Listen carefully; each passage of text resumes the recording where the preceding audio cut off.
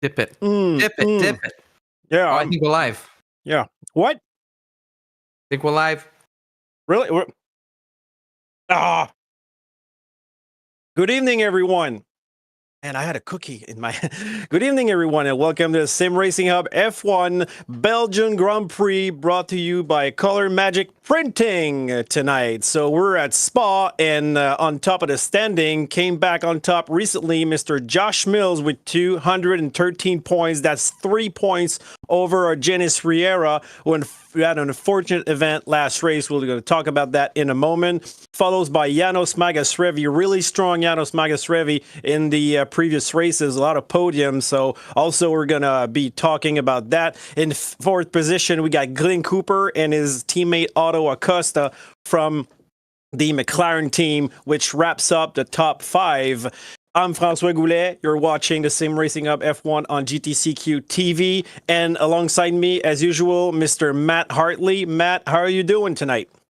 I'm doing great. I'm very excited to obviously be a part of the new sponsor that we have at SimRacingHub, Color Magic Printing, which is the best source for printing flyers, business cards, postcards, direct mail, posters, and just about any printing product that you can imagine. So great to have them on board, and we should have a great race around a fantastic Spa-Francorchamps circuit.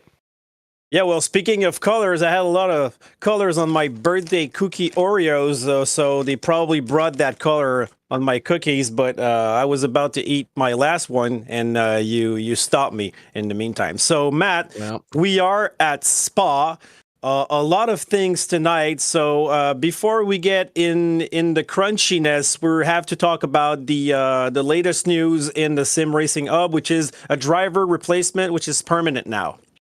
Yes, and no more ringer. Yeah, well, Zeke Montero, for those who are familiar with this season, Zeke Montero has been the perfect ringer since the start of the season. I think he has done every races but one or two. Sorry, and he's now replacing Jacobo Cardoso in the Mercedes team because Mr. Cardoso unfortunately had hardware issues with his Fanatec wheel. So we learned that lately that his Fanatec wheel would actually lose power every now and then during a race. And for those who are sim racers like us, we are really dependent on our hardware. So his wheel would just lose power, and I mean, there's nothing worse than that in a race. You create an accident, you just go off, you just go offline, and you have to disqualify. It's almost an automatic DQ. So he let his place to Zeke Montero. So Janos Magasrevi will have a pretty strong teammate to finish the season.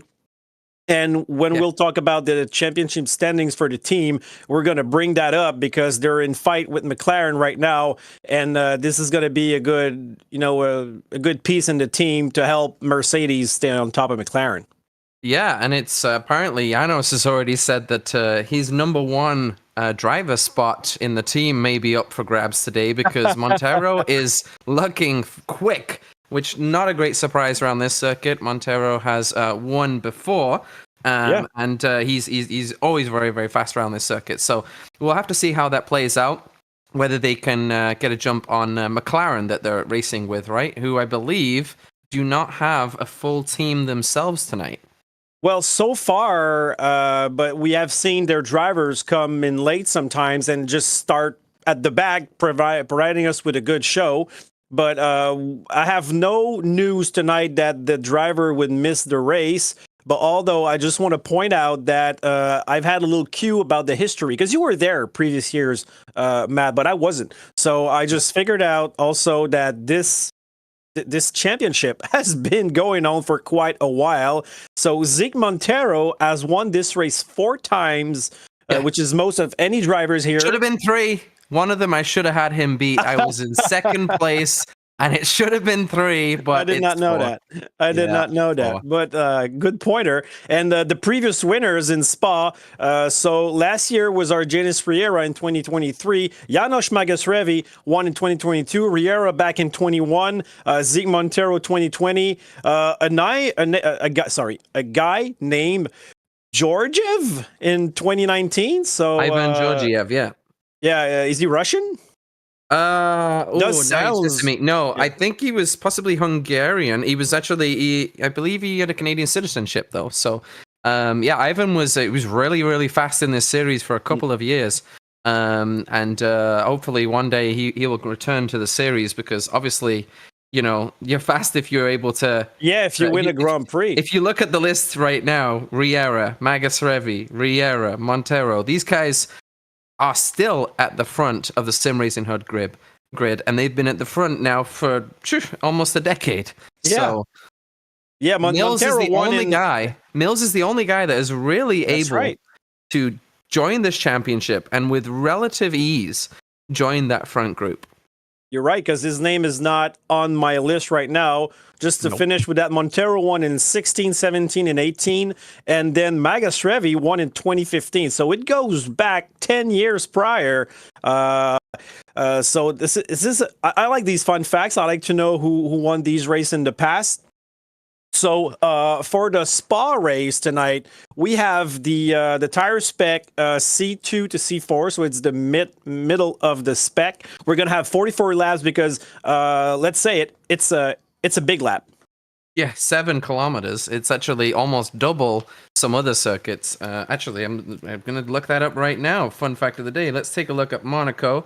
Monaco, it is actually more than double of Monaco, 3.3 kilometers around Monaco. So there you go. Now you can rest easy tonight, put your head on one of those sleep pillows, and you can sleep great. But yeah, the thing is with this circuit, there's not much point in us, you know, going through kind of corner by corner before the race starts or before qualifying starts, because there's so much time around this lap that we're going to have lots of time to explain what's going on, even on a hot lap in quali. That's what's so amazing about this circuit is you have time to think whilst you're doing crazy speeds. And it's a long circuit, and for those who are history buffs, this circuit used to be much longer. It was a circuit pretty much like Le Mans, which you had like I think main roads, and a lap could last like 7 minutes. But it was back in Fangio's days. So now we got the most modern version of that circuit. Personally, I'm a big fan of that circuit. I drove it last week for our endurance championship. Always had great memories. This Formula One track, and history-wise, has provided us with great races. Also, incidents. Also, sad history when we think about a guy like Antoine Hubert. There's some dangerous corners and some, history about Eau Rouge and Le Radion, which is one of the most dangerous corner in racing history, but still a place where people want to keep it like it is. It's a driver's circuit. It's one of the favorite. Can you imagine sitting 6 inches off the ground, traveling at 250 kilometers an hour, whatever it is, going into that corner, and the elevation change, like your stomach has to surely going nuts through Eau Rouge. Like in a game, it doesn't seem like anything, and it's easy flat for these guys likely tonight. The only thing where is interesting is the wash through Eau Rouge on lap 1 is always really, really interesting because you're so close behind the guy in front. You want to keep it pedal to the metal so you can pass up through the Camel Straight. But, there's a risk part of it because if you do clip a curb, you could end up crashing out horribly and ending your race. So is there a circuit that you like better than Spa-Francorchamps is my question to you. Yeah, sure. I know, yes, because it's not my favorite circuit. Out of the blue like that, I wouldn't. Maybe I like Silverstone just a little better, but it's my opinion. But there's also other circuits from my game, Gran Turismo, that it's not in the calendar that I would prefer more than Spa. Some original tracks that are not even real. Are you a deep forest raceway guy? Not anymore. They changed it. They did. It looks terrible. Yeah, they actually changed. Just talking about Gran Turismo for a bit, they changed the 3 most popular original circuits, which is Grand Valley, Trail Mountain, which was my favorite, and Deep Forest, and they changed them in the game, so they're not like they used to be, and they're not my favorites anymore, and I really don't enjoy them as much. For sure. Go ahead. I think Spa, just to do a lap around it, and to have fun of doing, if you put a hot lap around Spa, it is a great track. Personally, my favorite track to race on is actually Monza. And it's just because it is just so different. It's so easy and yet challenging at the same time. Like you don't have many corners, but breaking into that first chicane at Monza is with no wing, no downforce, mullering the curbs, killing 2 sleeping policemen at the same time. It's just got that excitement factor.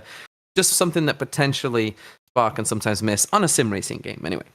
Yeah, well, I would say that it is still in my favorite tracks for one reason. I got great racing memories here, and so let's talk about what I'm mentioning. This we can talk about while the drivers are preparing for the quali. The places where you can pass and the places where you can really fight it out. And this track provides a lot. So when they talk about the Grand Prix, they say maybe second position is the best place to start because you can get the draft on the first guy on the camel straight and overtake them before Les Combes, which is the chicane at the end of the camel straight. And I'm also a big fan of the outside pass at the long right-hander, like kind of U-turn shape corner that you call rivage, but I had Bruxelles on my map, so rivage or Bruxelles, whatever. It's corner number 8 according to the map. So if you can pull up an outside pass on this corner, this is bunkers because you got the inside on the next left-hander. And the last place where I really like to fight somebody is doing an outside pass at the last chicane to have like the outside and the inside at the last corner right before the pit entrance. And I've had some great moments on this particular move. So these are my places, Matt, in the track where I really enjoy. Running behind somebody flat out through Blanchimont. Is next level. That is definitely something that is just exciting to do. But the thing that's beautiful about Spa is you can overtake in places that you wouldn't even think that you'd be able to overtake in. I remember doing a pass one year in that beautiful chrome Vodafone McLaren that I used to absolutely adore, going into Stavolo, and it was out of the Fagnes chicane, and all of a sudden just pop up the inside, and it's just a great track for overtaking. We'll see how the aero washes tonight, and see also if Argenis Riera can take back control of a championship that he probably should already have control of. But Josh Mills has somehow pulled several rabbits out of the hat. There can't be many more rabbits left in that hat. Okay? Well, so, is tonight going to happen again for Riera, or is Riera gonna have one of his great drives and waltz away? Well, we don't know because we have some good drivers history-wise on this track. As I'm looking at Argenis Riera in first position, trying to navigate through the last chicane and start a hot lap, we might go on board with him if you may. But let's talk about Riera while he's doing his lap. He disconnected. He had a disconnection last week, which really cost him dearly. It did for sure, and right now he's going into the Les exit out of that first corner, and now you're just going to be nice and easy, flat out, right through Eau Rouge. It is a little bit looser car. He went straight over the curbs, now through a turn that doesn't really exist on my map, and I'm happy that it doesn't, up the Camel straight, and honestly, you just stay straight. You've got to pick the braking into Les Combes. Very late on the brakes, Riera. Well done. Throws it in there. Now through Malmedy. Great corner. Use all the runoff. Absolutely sensational section there from Riera. Into Rivage.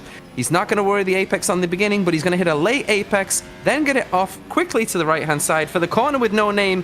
Does run almost 4 wheels off. He'll get away with that. And now watch through Pouan. Almost flat out. 7th gear, just a lift, almost flat out, as you said, Francois. What a great corner that is. Into the Fagnes chicane. I love riding that little ditty curve on the inside. He doesn't touch it, and of course he runs wide, but he keeps it on the track. Stavolo, another important corner to get a good exit on, and we're going to now stay flat out all the way through Blanchimont into the bus stop chicane. And this chicane is one of the hardest turns to do in qualifying on the map because you've got so much time to think about how you're going to mess it up. Yeah. And let's see if he does on the brakes. 75 meters it looked like. Throws it in, hits the curb. Great lap from Riera. Very well done so far. Wow. 39.9. And Mills, 1 second off. behind. Ooh. I'm glad we ran on board with Riera's lap because, no offense to Mills's lap, but Mills's lap needs to be thrown away compared to what we just saw from Argentina. Yeah, he has to bring his A game, and if we go on Montero and or Magus Revi, okay, I'm gonna go Magus Revi because he's I think he's at Blanchimont. No, okay, he just aborted the lap, or he let a guy go. Yeah, I see that. Very interesting that he managed to do that through Blanchimont. Now, did Magus Revi make a mistake? Is he going to go into the pits here? I think he is because yes, he's going to go in the pits because he didn't back off from the guy in front. So the one time we go on board with Magus Revi and he screws it up, and Jeff Offenheim is in the kitty litter outside of turn 1 right now, P10. But I don't know if he was on a hot lap. He's put in P10 so far. So OTTO in third. For the McLaren. Oppenheim is in the grass, so I think he's trying to avoid other cars, or he has mechanical issues, or both. Yep, and Magus Revi's going to have to go again. And you can say, oh, yeah, that's okay. He's got lots of time. No, he doesn't. Not that much. He only has 5 minutes. I was thinking about that. Yeah, you don't have time because you got to do your out lap, your in lap, and there's just there's 5 minutes left only.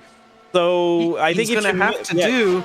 If my math is correct, you got to do 21 kilometers in 4 minutes and 57 seconds. So he's going to get a lap in here, but what he's not going to get is another chance to do what he just did, which is screw up the lap and then have to pit and go again. So if Magus Revi makes a mistake on this lap, he's going to have to go again on used tires. I'm going on board with Zeke Montero in number 17 in our list right here. He's on a hot lap, but he went a little deep in Rivage.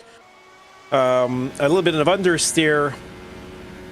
Probably lost a couple of tenths there. See, you can see how many times he's turning the car in. Yeah. Montero's kind of doing the once, twice, 3 times a lady approach. He not quite got the confidence in that car, but that car's quick. He's just not quite sure what it's going to do. It is. But it's not as smooth as you see on the driving side of Riera. Well, Riera's lap time was just magic. Like, I really didn't see anything that went wrong, and around a track like this, it's amazing that you can do that. So let's see how this final chicane is. He brakes just as late as Riera does. Yeah, you see how Montero kind of leaned into the apex to try and get it stopped. So his first hot lap, the braking points. Oh, good lap, a 40.6. So that puts him in third right now. Magus Revi arriving full bore. Sure, it might not sound like a good lap because obviously 39 is the top lap, but again, because this circuit is so long, there's so many places to make a mistake that often you will see the gaps a little bit larger here than in other circuits. Okay, no, Magus Revi I think is starting his hot lap. So we're going on board with him, number 19 on our I would say right now here that Magus Revi is already 2 tenths plus down on Riera after that first corner. That Mercedes just understeered like a dog hound in the middle of the corner, and obviously you're going to lose that speed all the way up the hill. So surely it can be a P2 lap here, but I mean, it have to be pretty spectacular to be beating Riera. Let's see how very late into Les Combes kissed the curb. Well done. Yeah, a little bit of a hesitation on the throttle. Brings it through Malmedy without any great problem. Let's take a look at Francois' Rivage.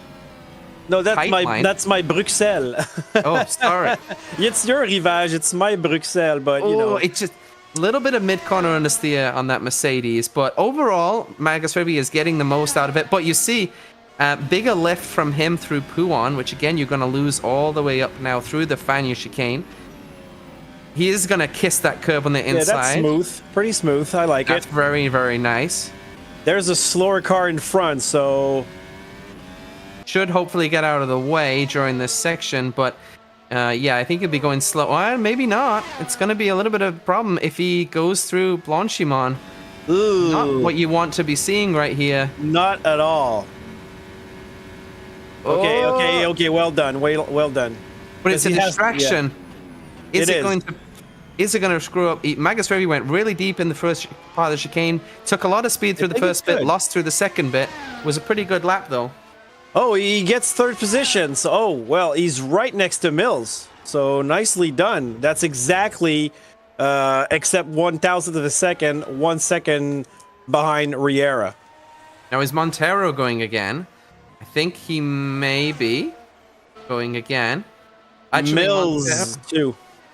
Yep. Mills right now is cruising, so he might be lining up to start his hot lap. If so, we'll go on board with Mills just to see how that Red Bull is handling. Yeah, let's take see a look that. and see. I think he is because he's going super slow into this last chicane. So he is going to go super wide. Yeah, exactly. And here we go on board with P2, Josh Mills in the Red Bull Racing car. We're going to go up into 7th gear. Amazing you get into 7th gear before that first turn. He takes a lot of curb. Yeah. Yeah, a lot of curb on the inside, past the old pit lane, and now we're going to go through Eau Rouge. Should be easy flat. Yeah, it's easy flat now, but it wasn't back in the day in Formula One where they had the groove tires. It was actually a bet between drivers. Remember, like Jacques Villeneuve said that he would take it flat out, but he crashed the car. Yep. 335 kilometers, a little bit late on the flick to the left, but he got away with it. Carried a lot of speed through Malmedy, so he's good. Now into Rivage. Tight line just like Janos took. Riera was a little bit later, pushing the car really on the edge, trying to...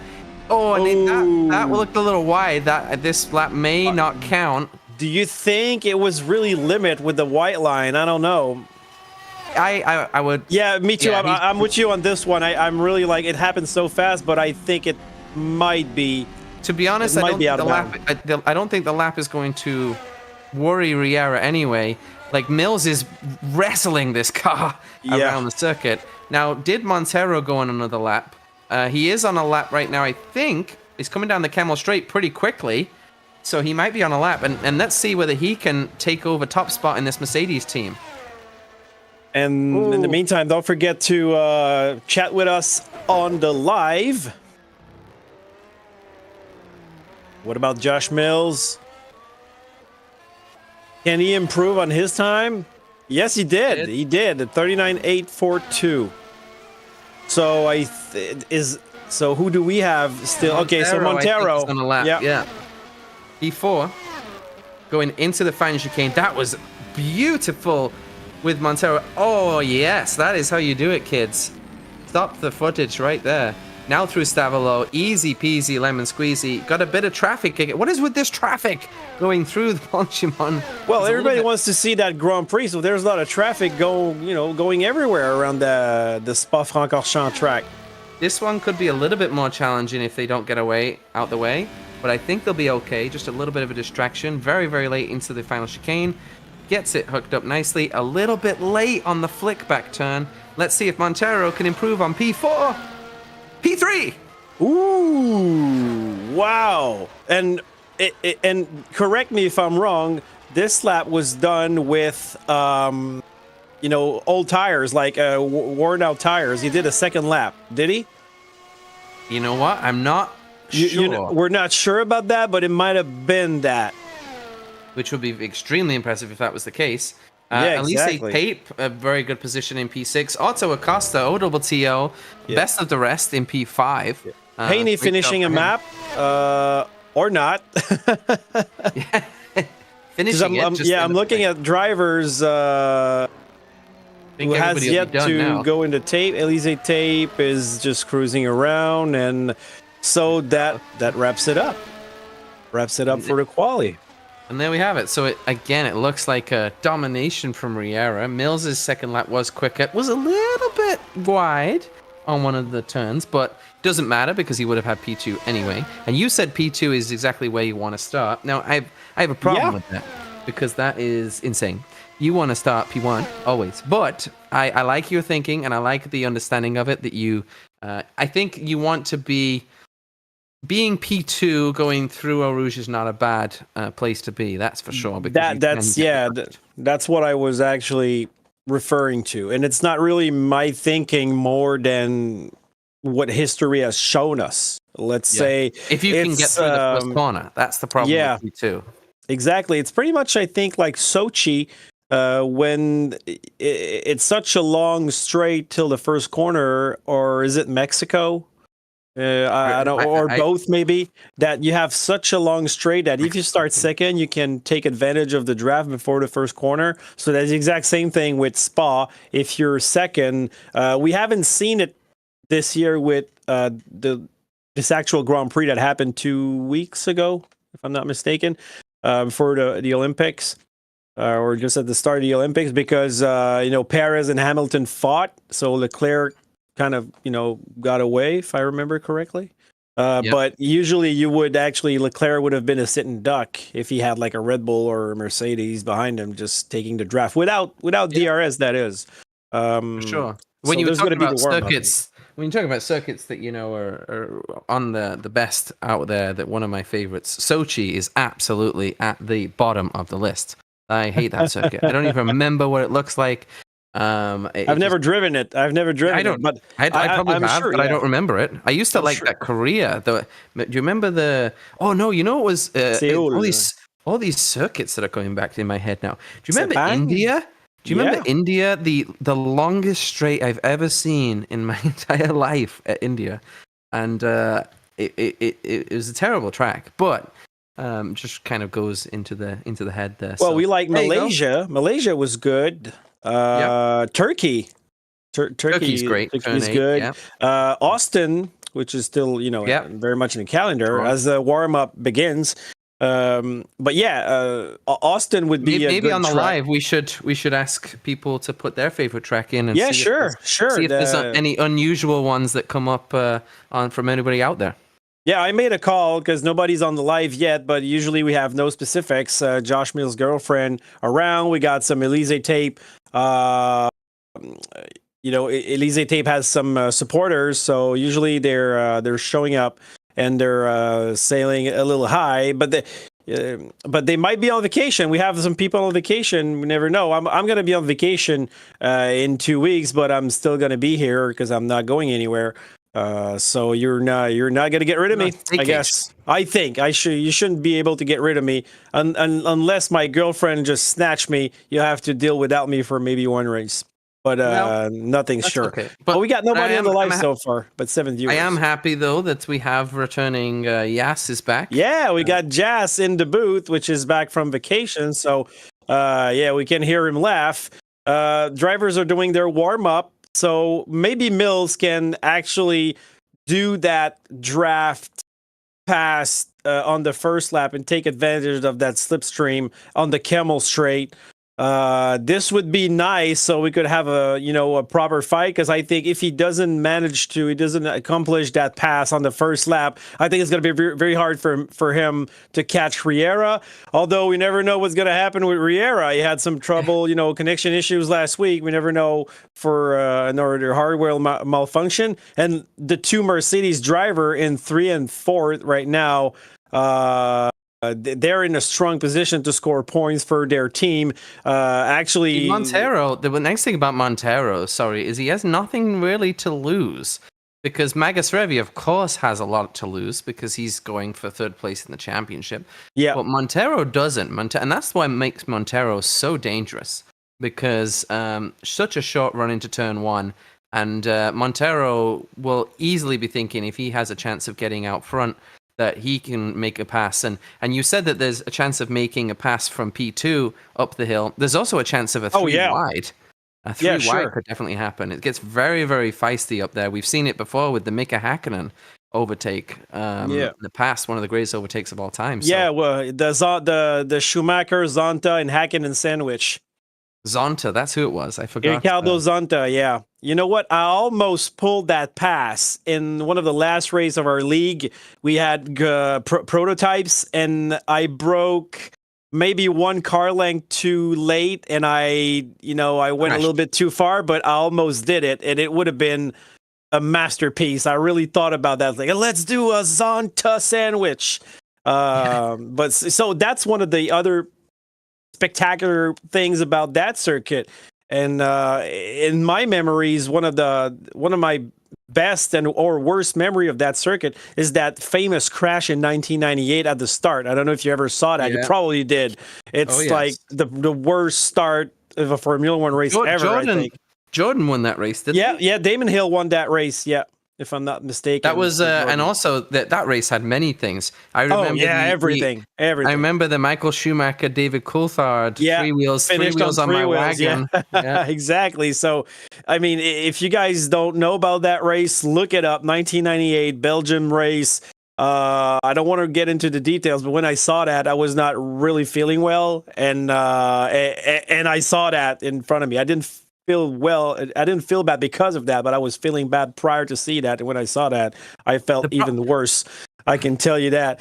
In the drivers' let's talk about the teams championship while we have a little second here when the warm-up finishes. So Red Bull Racing is leading the championship with 269 points over Aston Martin with 212. So Jean-Pierre Lalancette scoring points for Red Bull is really helping Josh Mills that already scoring points, even though Riera is holding the team on his shoulders. He really needs to get some help from Ricardo Sr. if he wants to get on top of that championship. But it's not done yet. It's reachable. Mercedes, AMG, and McLaren F1 team. So they got like exactly, I think, 7 points difference. So 164 for Mercedes and 157 for McLaren. So these teams are really much in a fight. And now Mercedes is in a good position tonight to score some points and get away with that third spot. And who knows? With the lineup they have, they might just go grab second place on Aston Martin if they don't score that much points. Then you got Scuderia Ferrari in fifth with 91 points, but they're not in the race right now. So drivers will now start to align, and during that lap, we're going to give you the grid in a few minutes. Yeah, and when you were talking about the team's championship and what a great job Jean-Pierre Lalancette did last round, yeah, it's on P9 tonight, so a little bit further down, and that's P9 is the danger zone. Let me explain what the danger zone is, okay? Danger zone is middle of the grid where your chances of coming out of the first lap unscathed are probably less than 50%. Like it honestly becomes a challenge. And if you try to avoid, it's like when you're driving on the highway and you see a squirrel and you try and avoid the squirrel, and the squirrel turns and heads straight for you. It's like that movie Final Destination, where if something's coming for you, it's gonna get you. So through that, but I figured that if I see a squirrel going 100 kilometers per hour, I got to keep my wheel straight, and I just pray for a squirrel. So we have nobody on the live so far. Then there's no good. Then we just get all of our favorite circuits. What about Magny Core? What about Magny Core? I haven't done it in a while, but I used to like it when I played Formula One. The first Formula One race on the PlayStation, I liked Magny Core. I liked Hockenheim, the old version. I like Hockenheim, the new version as well. And I'm a big fan of the Nürburgring Nordschleife, not necessarily for racing because you can't really pass on that circuit, but as a challenge, as a driver's challenge, I mean, you have to appreciate the technical difficulties of that particular circuit. For sure. Glenn Cooper. Sorry, I didn't even realize he was on the grid. But maybe we should go through the grid because apparently I don't know exactly. Well, before we do the grid, we'd like to tell you that the grid is provided by our new sponsor, Color Magic Printing, quality printing services and fast turnaround that you can depend on. So who do we have in first position? We have a gentleman by the name of Argenis Riera. He's Never heard of him. Fast that sometimes he disappears. And that's what happened last week, so we'll hope that doesn't happen this week. And followed by Josh Mills in second position. So our two usual names for first and second. Looks like he's on the soft compound, but let's not jump to conclusions right now with the tire compounds. For sure. Zeke Montero, P3, the top Mercedes driver, always has been, always will be. Sorry, Janos.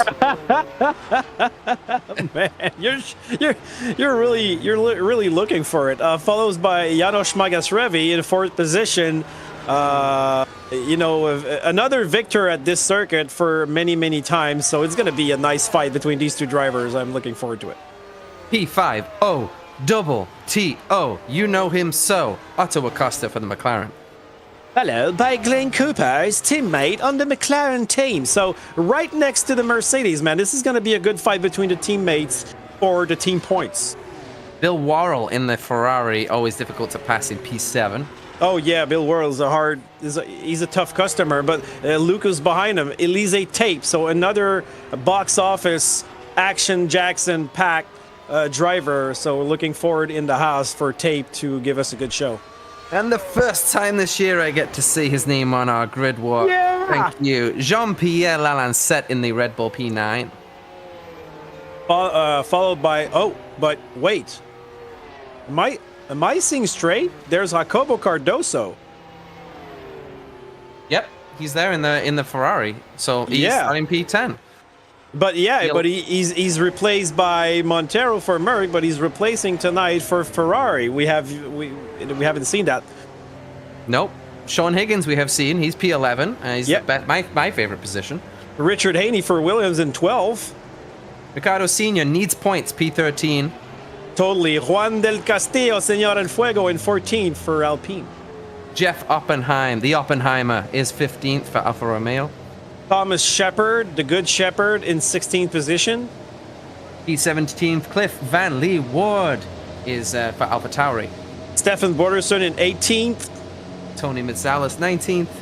And followed by Captain John Cook in 20th position. And the drivers are lining up the grid. The red lights are on. Lights out and the race is on at Spa-Francorchamps. Good start for Riera, but Mills, look at Mills with the soft compound on the outside of turn 1. Can he pull it out? Magus Revi. Look at that, side by side. Here we go, side by side into Eau Rouge. But Riera back in front, but no. Okay, Mills so may Mills have lifted intentionally. He may have lifted intentionally to get what Francois said. P2 going up the hill. Look at Magus Revi behind Mills. He wants a piece of that slipstream. Mills. Magus Revi can't fit through the middle. Incredible. But look at that. Mills took first position. Magus Revi a little deep. Mills almost out on the rumble strip, but Riera might try a Rivage pass. He might try a pass at Rivage, like you said. Yeah. But look at that. Josh Mills took the soft compound in order to, pull a trick on Argenis Riera. So he's in first position right now. Wow, what a start. When you're right, you're right. P2 is the place to start, apparently. I don't know anything anymore, kids. But what an attack by Magus Revi. What a threat that he posed on Josh Mills. Josh Mills was really in the sandwich of himself in between Riera and Magus Revi. Yeah, Otto Acosta would have had a great view of all of this in P5, but nothing he could do about it, and Montero was sleeping. Magus Revi is already on the back of Riera on the medium tires. Can Magus Revi do a Blanchimont pass into the final chicane? Maybe. He's got the slip right now. Look at Riera's speed. Look at his speed. He might try a pass into the final chicane. Riera. Look at the brake. Oh, well, late on the brake, Mills was with his soft tire compound, so that's helping him just try to defend because he can brake a little bit later than Riera. But Riera's under attack as well, so he has to look in front, but he also has to look in his mirrors.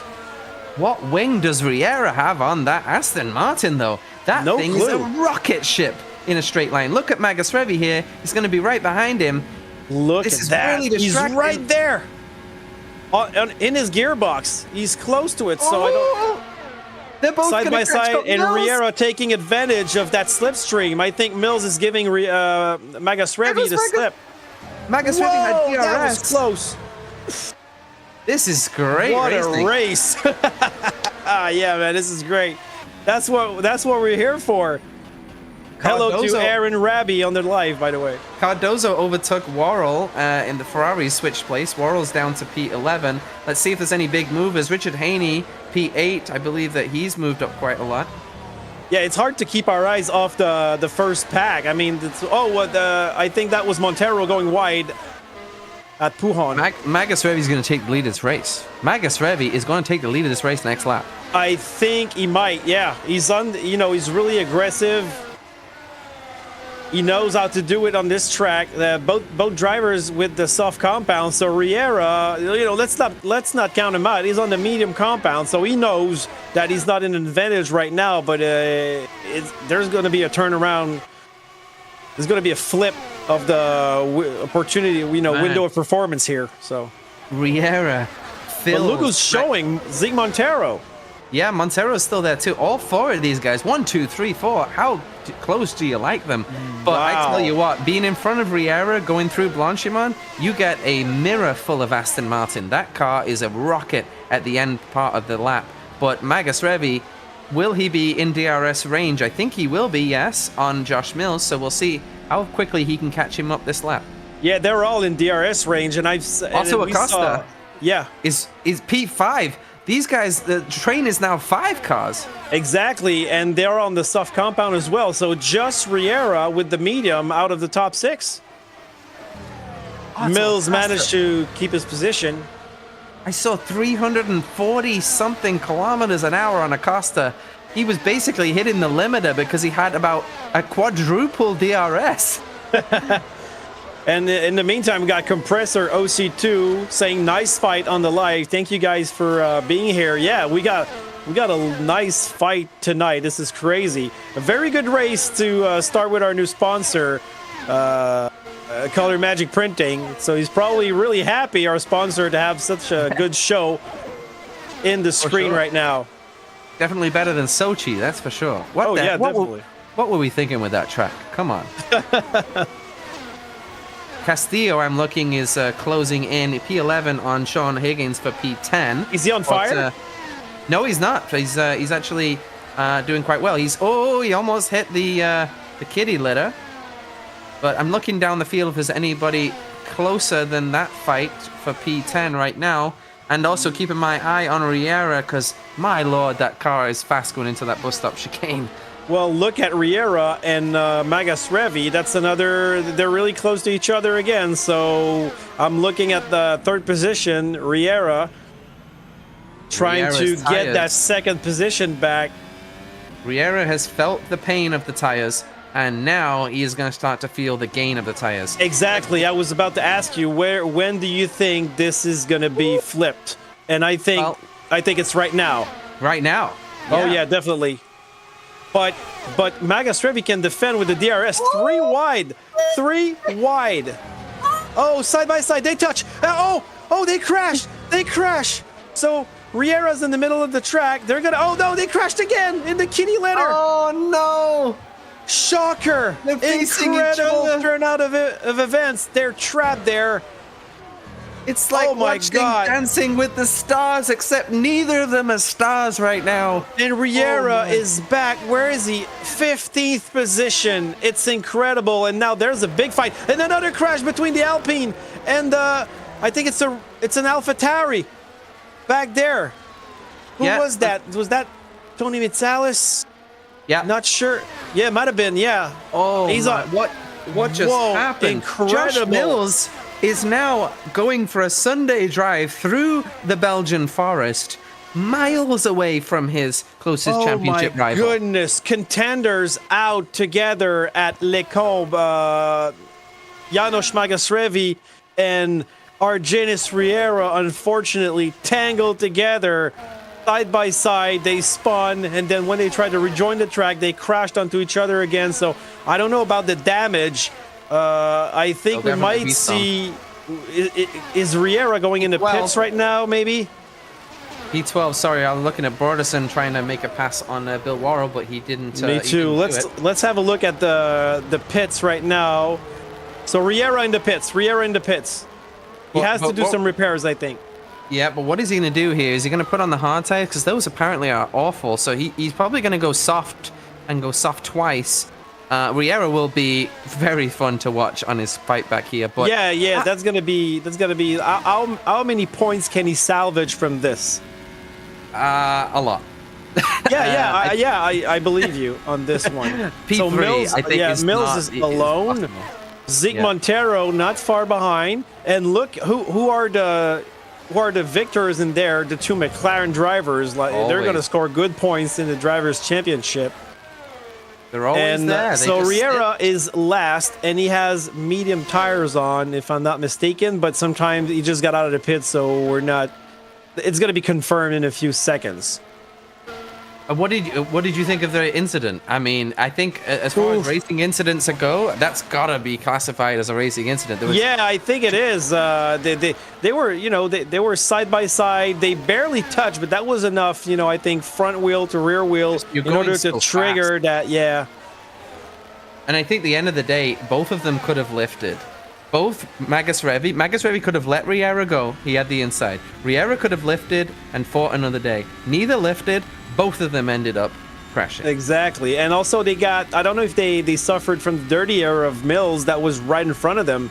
I mean, they almost went 3 wide at some point. But what a turn of event again, and an unfortunate one for Riera.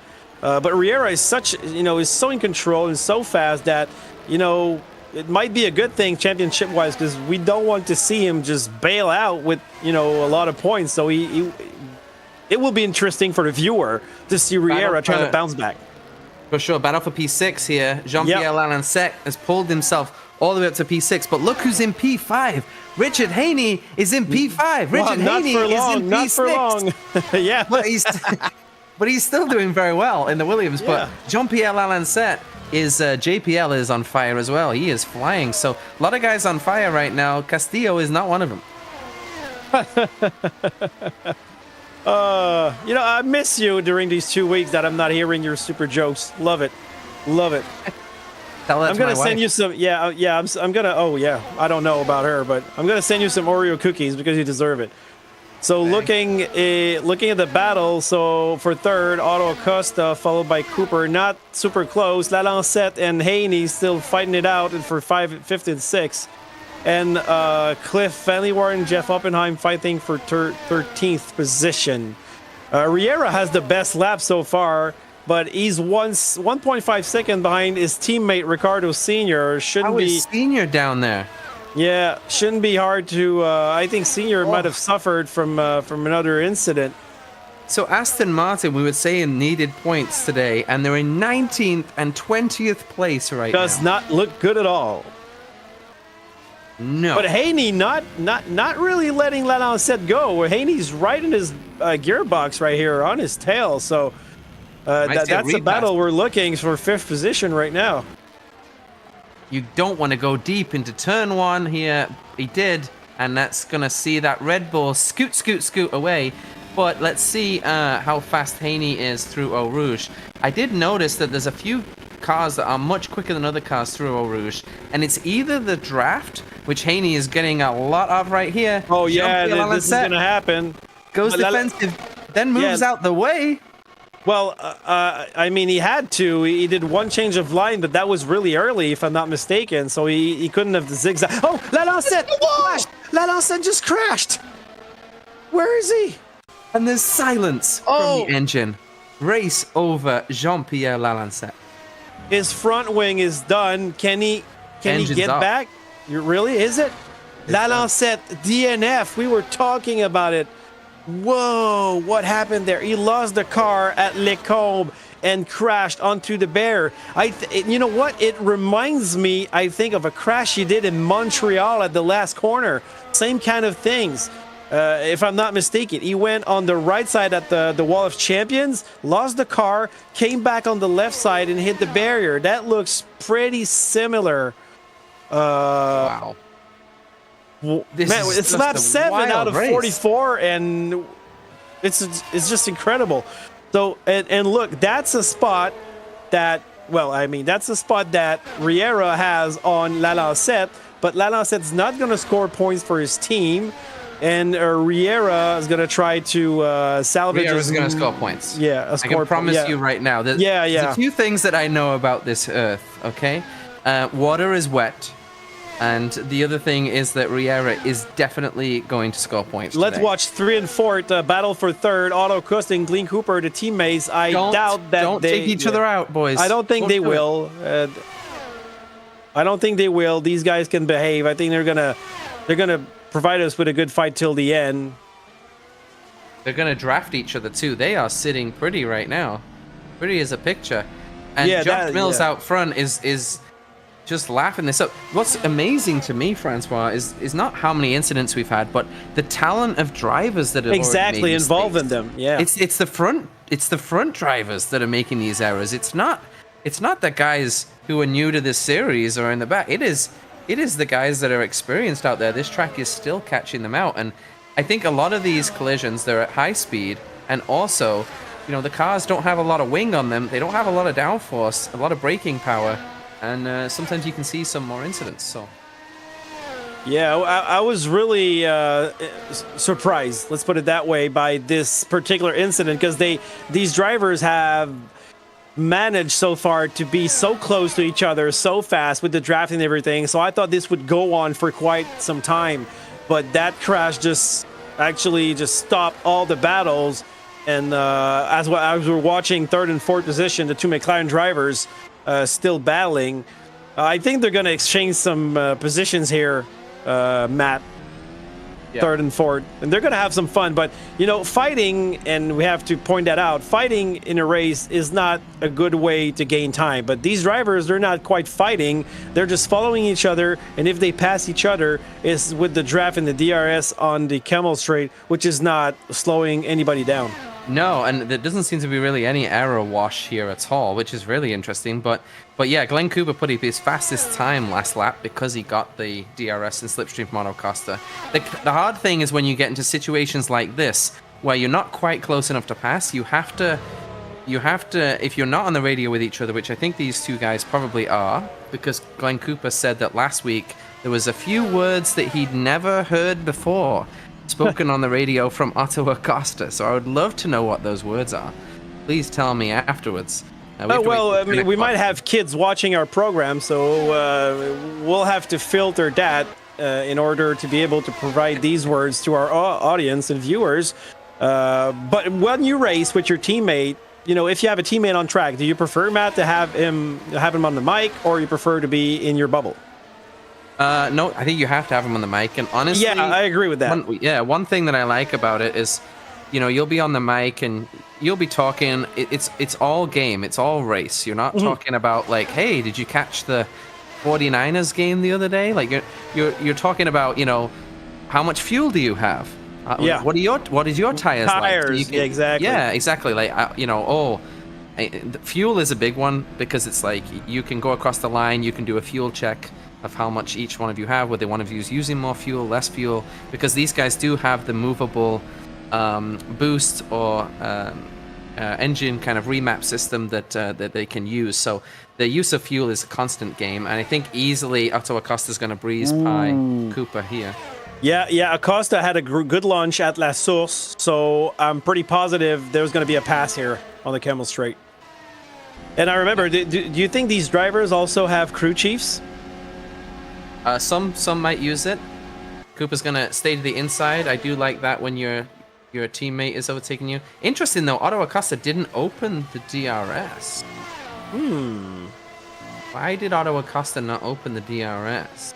Yeah, that I was wondering if I saw correctly, but because if you have, in order to gain some time, you actually would open it. I don't understand. The only reason I could think that he didn't open it would be potentially that he doesn't want to lose control of the car and take out his teammate, and he just didn't think it was worth the risk. That has happened before. If you have the DRS open and you make a sudden move, you can lose the car, but still surprising to me. Both Williams in the top 8. That is very surprising. Yeah, and there's a fight for 17th position between Thomas Shepard and Ricardo Sr. as Riera is back in 16th position. Oppenheim and Cliff Van Leeuwen fighting for 12th position. And speaking of crew chief, I used to be the crew chief of a guy named Jazz 30. And I recall a race in Interlagos when Jazz, really nervous, got into the pits, decided to take some tires, but his finger slipped and he pressed the X button when it was time to get some fuel. So he screwed up his race because he skipped the fuel part. So we had to do an extra pit stop. Sorry, Jazz, for reminding you that it happened. The thing is, though, Worrell and Higgins for 8. Yeah. He's in charge of the broadcast, so he can just cut that entire story. Yeah, out. you're right. He can censor us, but we got Cooper and Acosta. Let's see. Oh, I think Acosta maybe he was slow at Le Radillon. What happened there? And the DRS open now, so I think Acosta might have been close to losing control at the exit of Eau Rouge and Le Radillon. So he might have lifted a little bit, which gave Cooper a nice opportunity to overtake him, especially with the DRS open. I got some bad news though for these guys. Although they are overtaking each other and doing all this nice passing DRS stuff, Montero, who is on his own, is pulling weight. So Montero right now does have some raw speed, but talking about raw speed, Josh Mills has pulled a 5-second gap from Montero. And he's in control. He doesn't have to worry about the DRS anymore. Like he's cruising. Well, let's talk about tires now, because he's on the soft compound. There's 25% of the race done so far. We have done 25% of the race. So what's the pit? Well, as I say it, Josh Mills in the pits. Yeah, this is. So, do you think he's gonna do maybe hards and go to the end, or he has nothing to lose? He just have to go like mediums and maybe another set of soft at the end to do a fast lap. Mills is really simple. Mills is gonna put the mediums on right here because the hards are just not a good tire, and he's in a good position. Yeah, so he's got those yellow mediums on, and then he's just gonna basically see what everybody else does. Because Mills is going to try and stretch these out to go one stop. Typically, this race is won by a one stop. It's difficult to do, but it usually works out. However, Mills has enough gap to react if somebody else pits ahead of him. So Mills didn't. Zeke Montero must have pitted at the same time. Yeah, exactly. Zeke did. Yep. So I mean, Mills is still in second position, and even Cooper pitted. Oh, there's a lot of fight between Cooper here and for third position at the pit exit. So we got Tape, Cooper, Haney. So that's good action live on TV right now. That's what I'm looking at. Yeah, 3-4, 5. Yeah, the pit, the pit window is going to provide us with some new fights. For sure. And what was interesting about McLaren was they couldn't both pit because they were too close to each other. Exactly.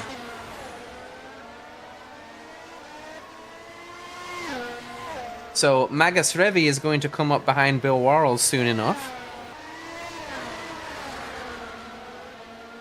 So Magas Revi didn't suffer from an extra pit stop because of that crash, though, which Riera did. So it's going to be interesting to see the difference. Riera is 12 seconds behind Magas Revi. But Magas Revi's lap times have not been very strong, so I don't know whether there is damage on that car. Well, yeah, he might have some damage, though. So that's looking at Haney and Cooper, yeah, that's going to be interesting to decide. Should you pit the fixed damage? Haney in the pits, Cooper in the pits, both of them.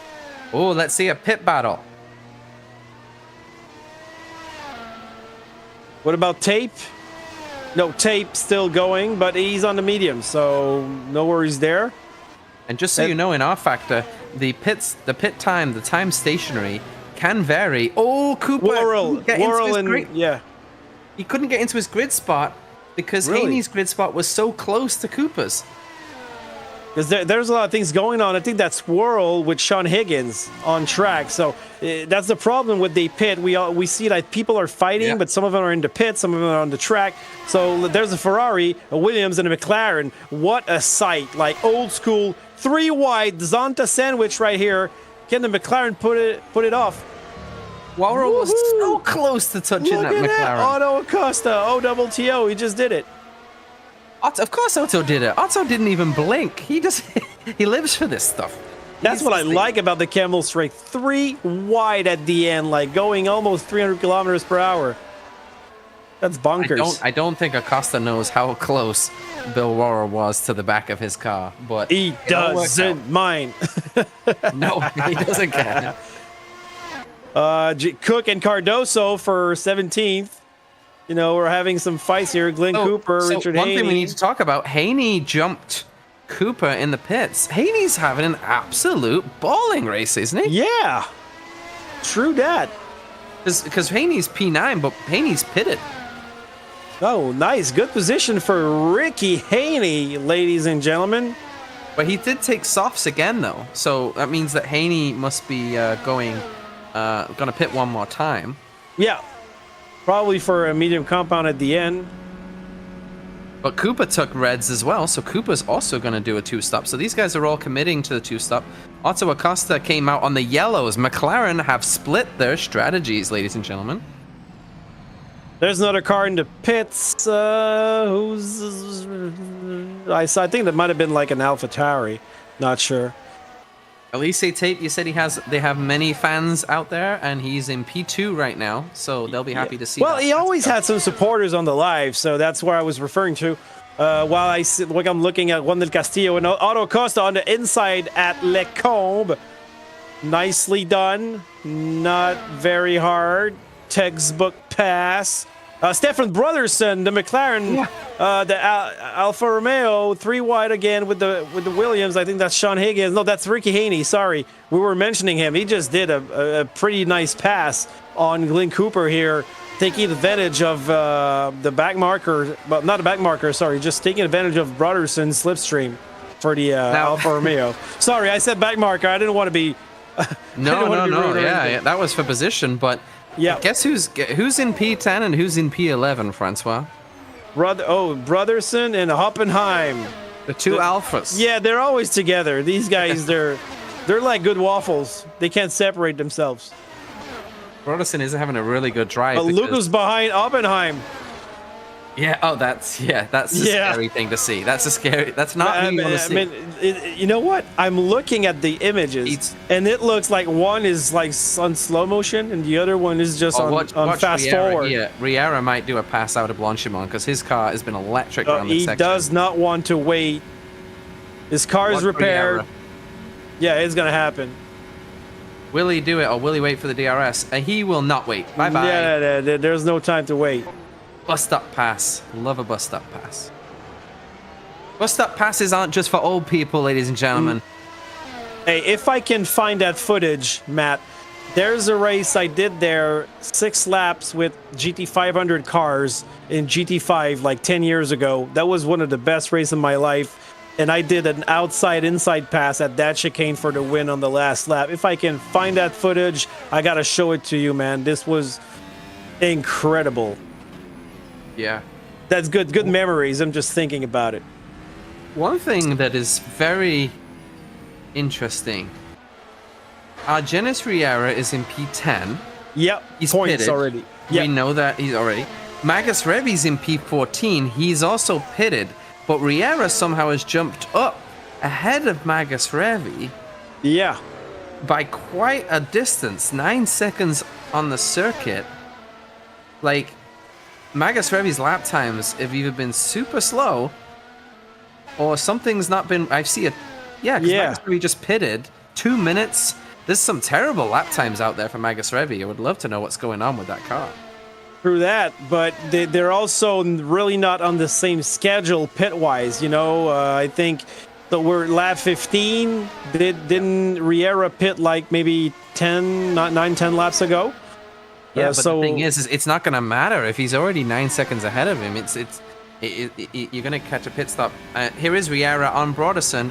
Will Broderson get out of the way? It would be very wise for him to do with this. Higgins and Haney and just Cooper. Get out the way. Oh, just get out the way. Riera on Broderson, and he didn't get out the way. Broderson, I mean, listen, great job. He defended the position, but something tells me that with 26 laps to go or near a change, Riera's going to come back at you. So yeah, exactly. Let's let him go. We got Haney and Cooper fighting because I was watching the Williams sandwich with a slice of McLaren ham in the middle. Nice. Now Haney is following Cooper for 6th position. He's got the DRS. I think it's going to happen at the end of the Kemmel Straight. Yeah, easy peasy. Not even a factor. And now Mitzalis and Cardoso for 15th. Man, there's a lot of things to look at. Riera and Brotherson. So Riera's back on Brotherson's tail right now, right in his gearbox. Broderson is taking the fight to Argenis Riera.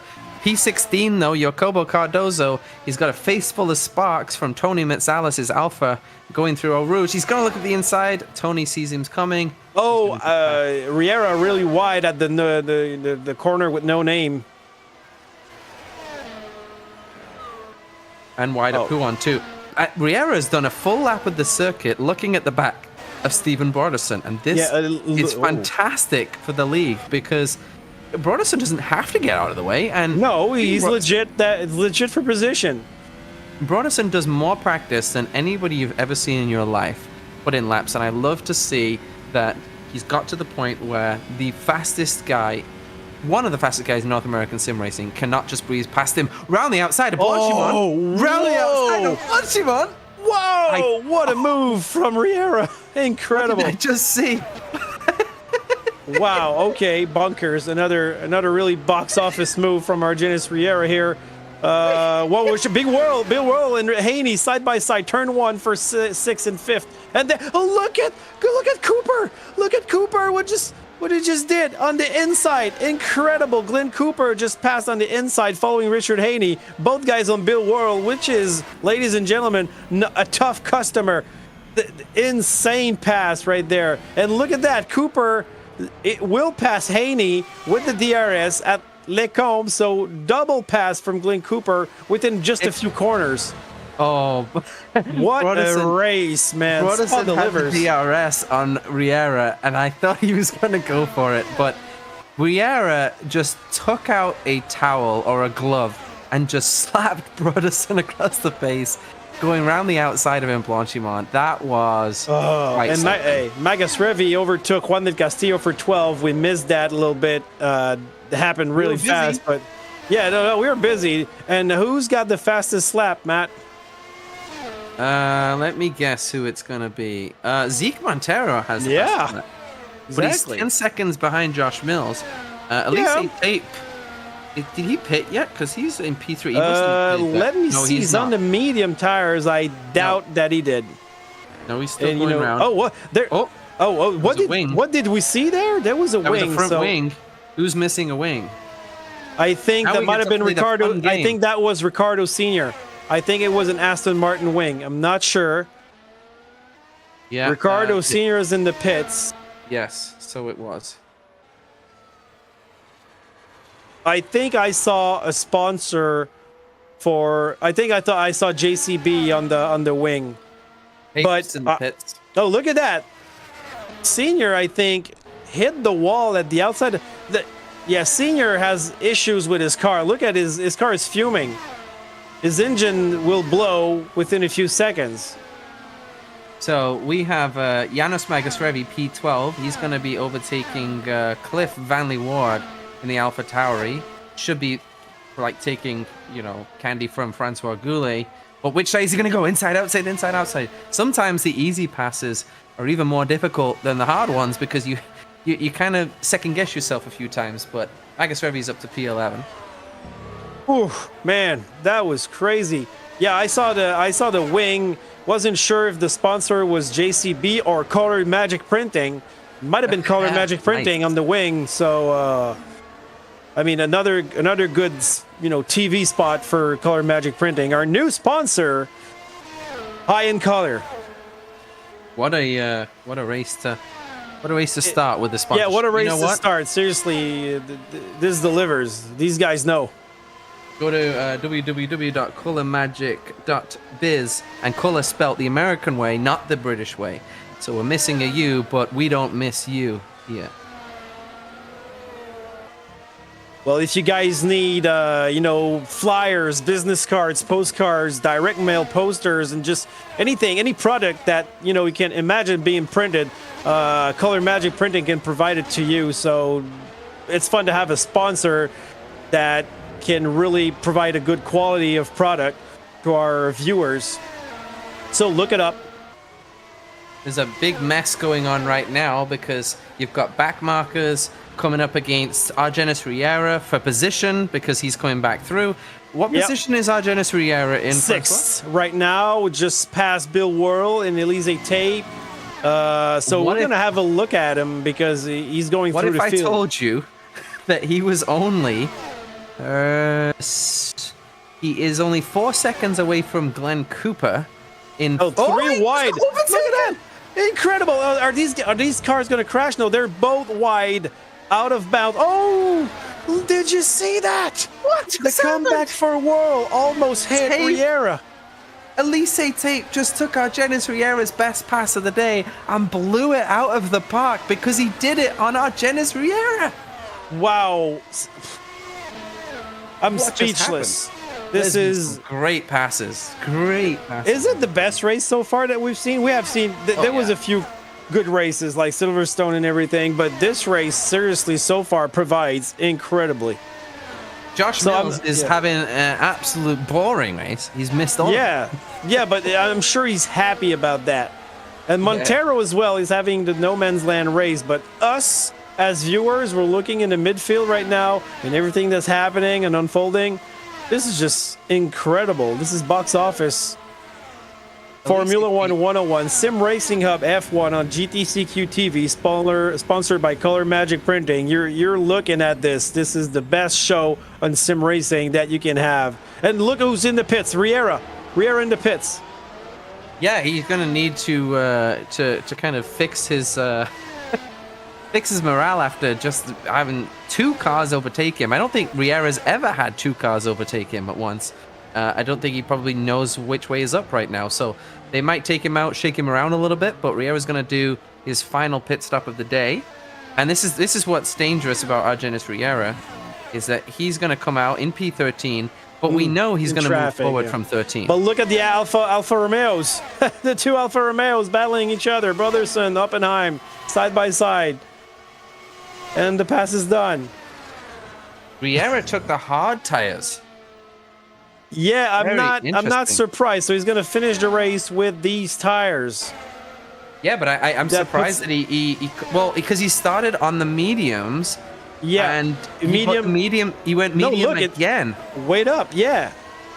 Oh, we've seen this mistake from Riera before. Yeah, but I think. Oh well, no, I think. Wait up. Now it's white, so he has the hards. Yeah, he's got the hards exactly, but he went medium, hard, and I think that when he had that incident at the first lap, I don't know how you put on the same compound that you've already ran when you have a lap 5 or 6 incident like that. For me, that's a mistake because it means that you have to pit again. And now he's running the hard tires for 22, 23 laps, which are not the fastest thing out there. You know, potentially, if he would have put the hards on right away, then at least he would still be out. Yeah, he would still be out. At least you've given a chance exactly to kind of go to the end, or at least put the softs on and just commit to going, guns blazing until the end of the race. So, Riera, I don't know whether this is a mistake or not. Me neither, but the problem is, you said hards, but on my screen I saw the yellow marks, so I thought he did the same thing as he did in Imola, that he forgot to switch compound, or maybe that was just the plan and just go with the soft at the end for maybe, I don't know, 7 laps. P10 because Magus Revi is coming up. Oh, look at that. Yeah, incredible. Alpha Magus Romeo City. 1 Alpha, 2 Alpha. There's 1. Oh, look at that. I think they're going to touch. They're going to touch. Magus Revi's going to go into the inside. 3 wide. Magus Revi has nightmares in this corner. Oh, side by side.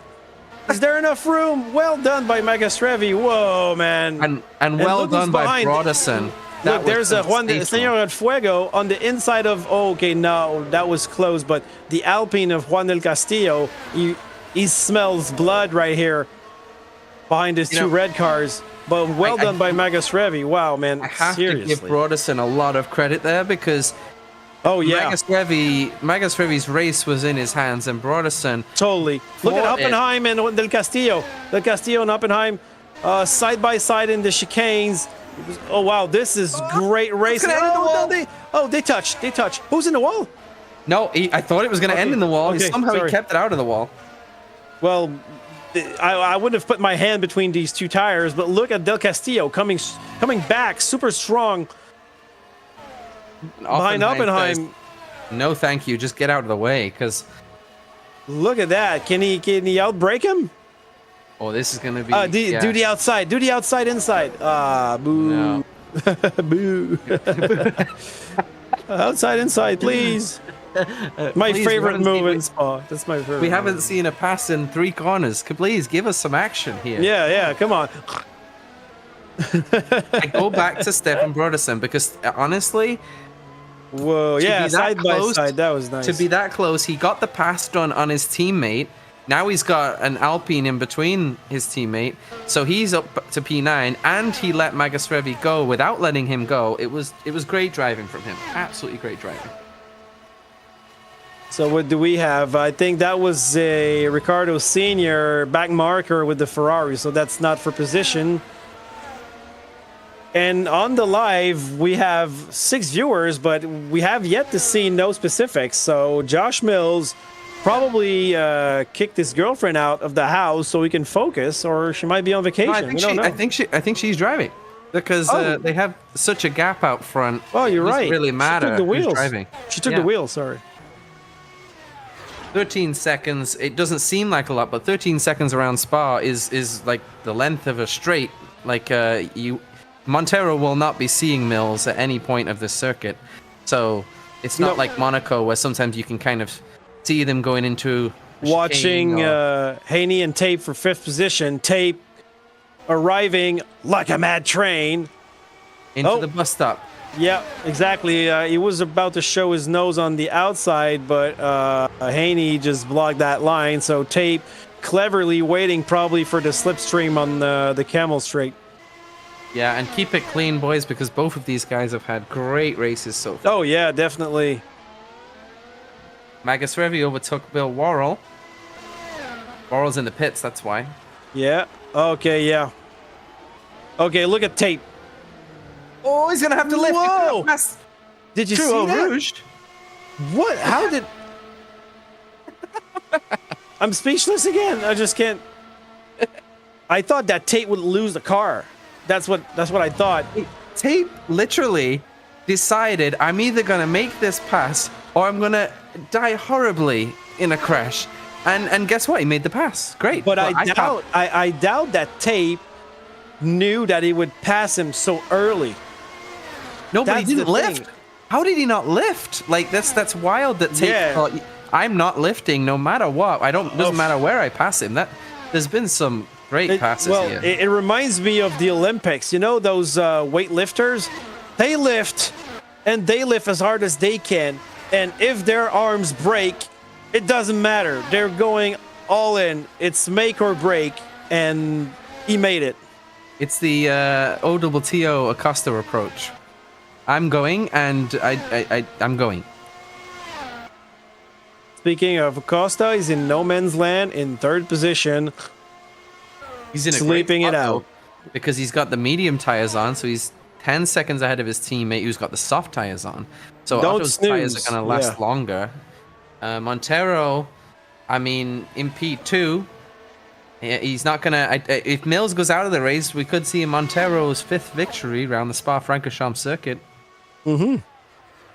Well, we might have a new winner, too, in the person of Josh Mills, which has the fastest lap with a 1:43.383. After that, the fastest lap is Zeke's Montero 1:43.723. So a little less than 4/10. Riera's not gonna get that fast lap from him because he's on the hard tires. Yeah, I doubt that he's gonna change tires till the end now. And Brotherson Del Castillo on the Camel Straight. Alpine and Alpha. Side by side. I think this has been going on for quite some time, this little battle here between these two drivers. Worrell and Higgins close to each other, getting closer though. The Alphas are back how they came out of the womb together, and in P9 and P10. But Castillo has overtaken both of them, and maybe he is starting to heat up. Maybe we've got a little bit of sparks going in that Alpine. P8 is pretty tasty.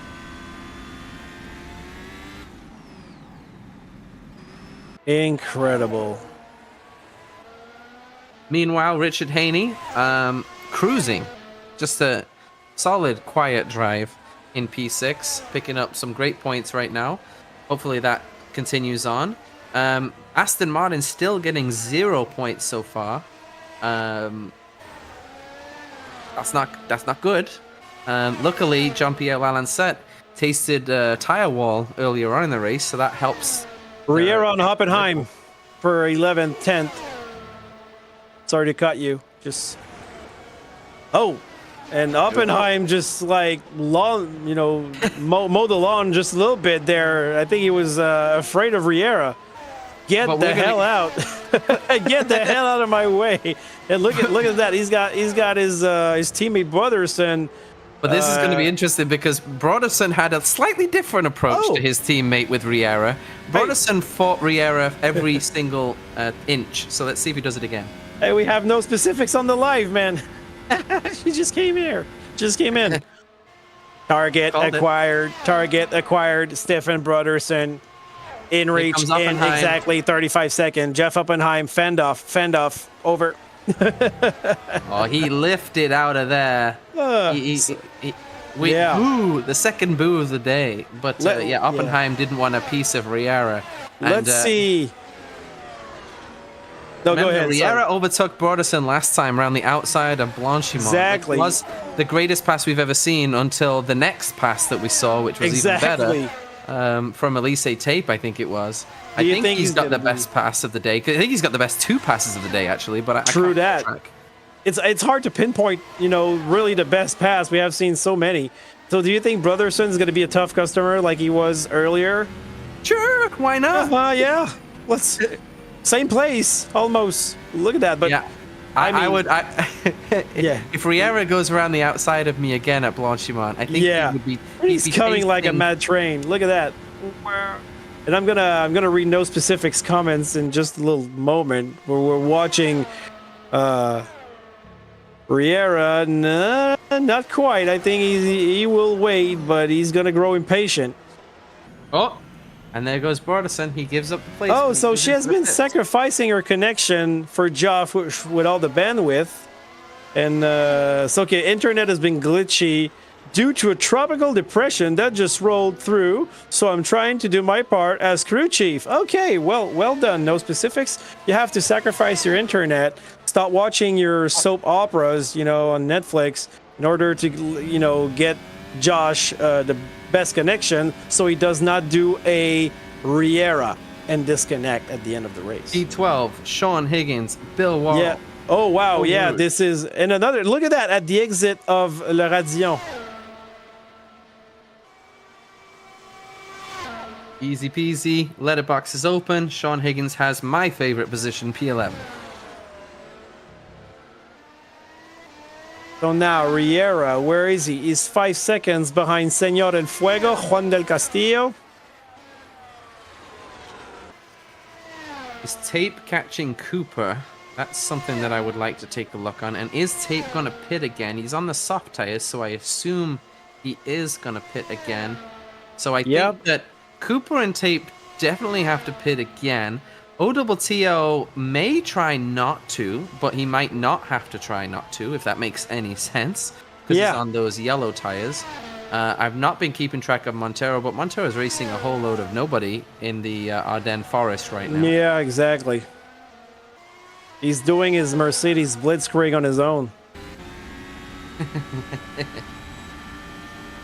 Higgins and Worrell still fighting it out. You know what is amazing, Francois? We only have 2 cars out of this race. After all those... Oh, you're right. Ricardo Sr. Sorry, I was just watching, did a pirouette, and I think we might have 3 cars out of the race. Oh, yeah, you're right. Yeah, we do. Yeah, there we go. I called it. Yeah. In French, we say prophète de malheur. I don't know what's... how you call that a guy that spoils it out when he says it in English? What's the expression for that? A prophet. You're disaster prophet, let's put it that way. Sorry about that, Senior, but we you know what's amazing, Francois? We only have 3 cars out of this race. Yeah, right. And Sean Higgins and Bill Worrell for 10th position, still exchanging paint, almost, Oh, my goodness. And such a blast. Lap 28 out of 44. Left. Yeah, 14 laps left, so... For those who just joined, this race is incredible. So if you missed the first part, look it up after or just restart the race when we're done with it. But we're having some good action. Josh Mills is leading with a comfortable advance on Zeke Montero, the new official driver for Mercedes, replacing Jacopo Cardoso, who's actually replacing for Ferrari tonight. Followed by the two McLaren. That'll be Walcott's Walcott's not here, and Otto Acosta and Glenn Cooper, two McLaren drivers, doing a good operation in third and fourth, scoring good points for their team.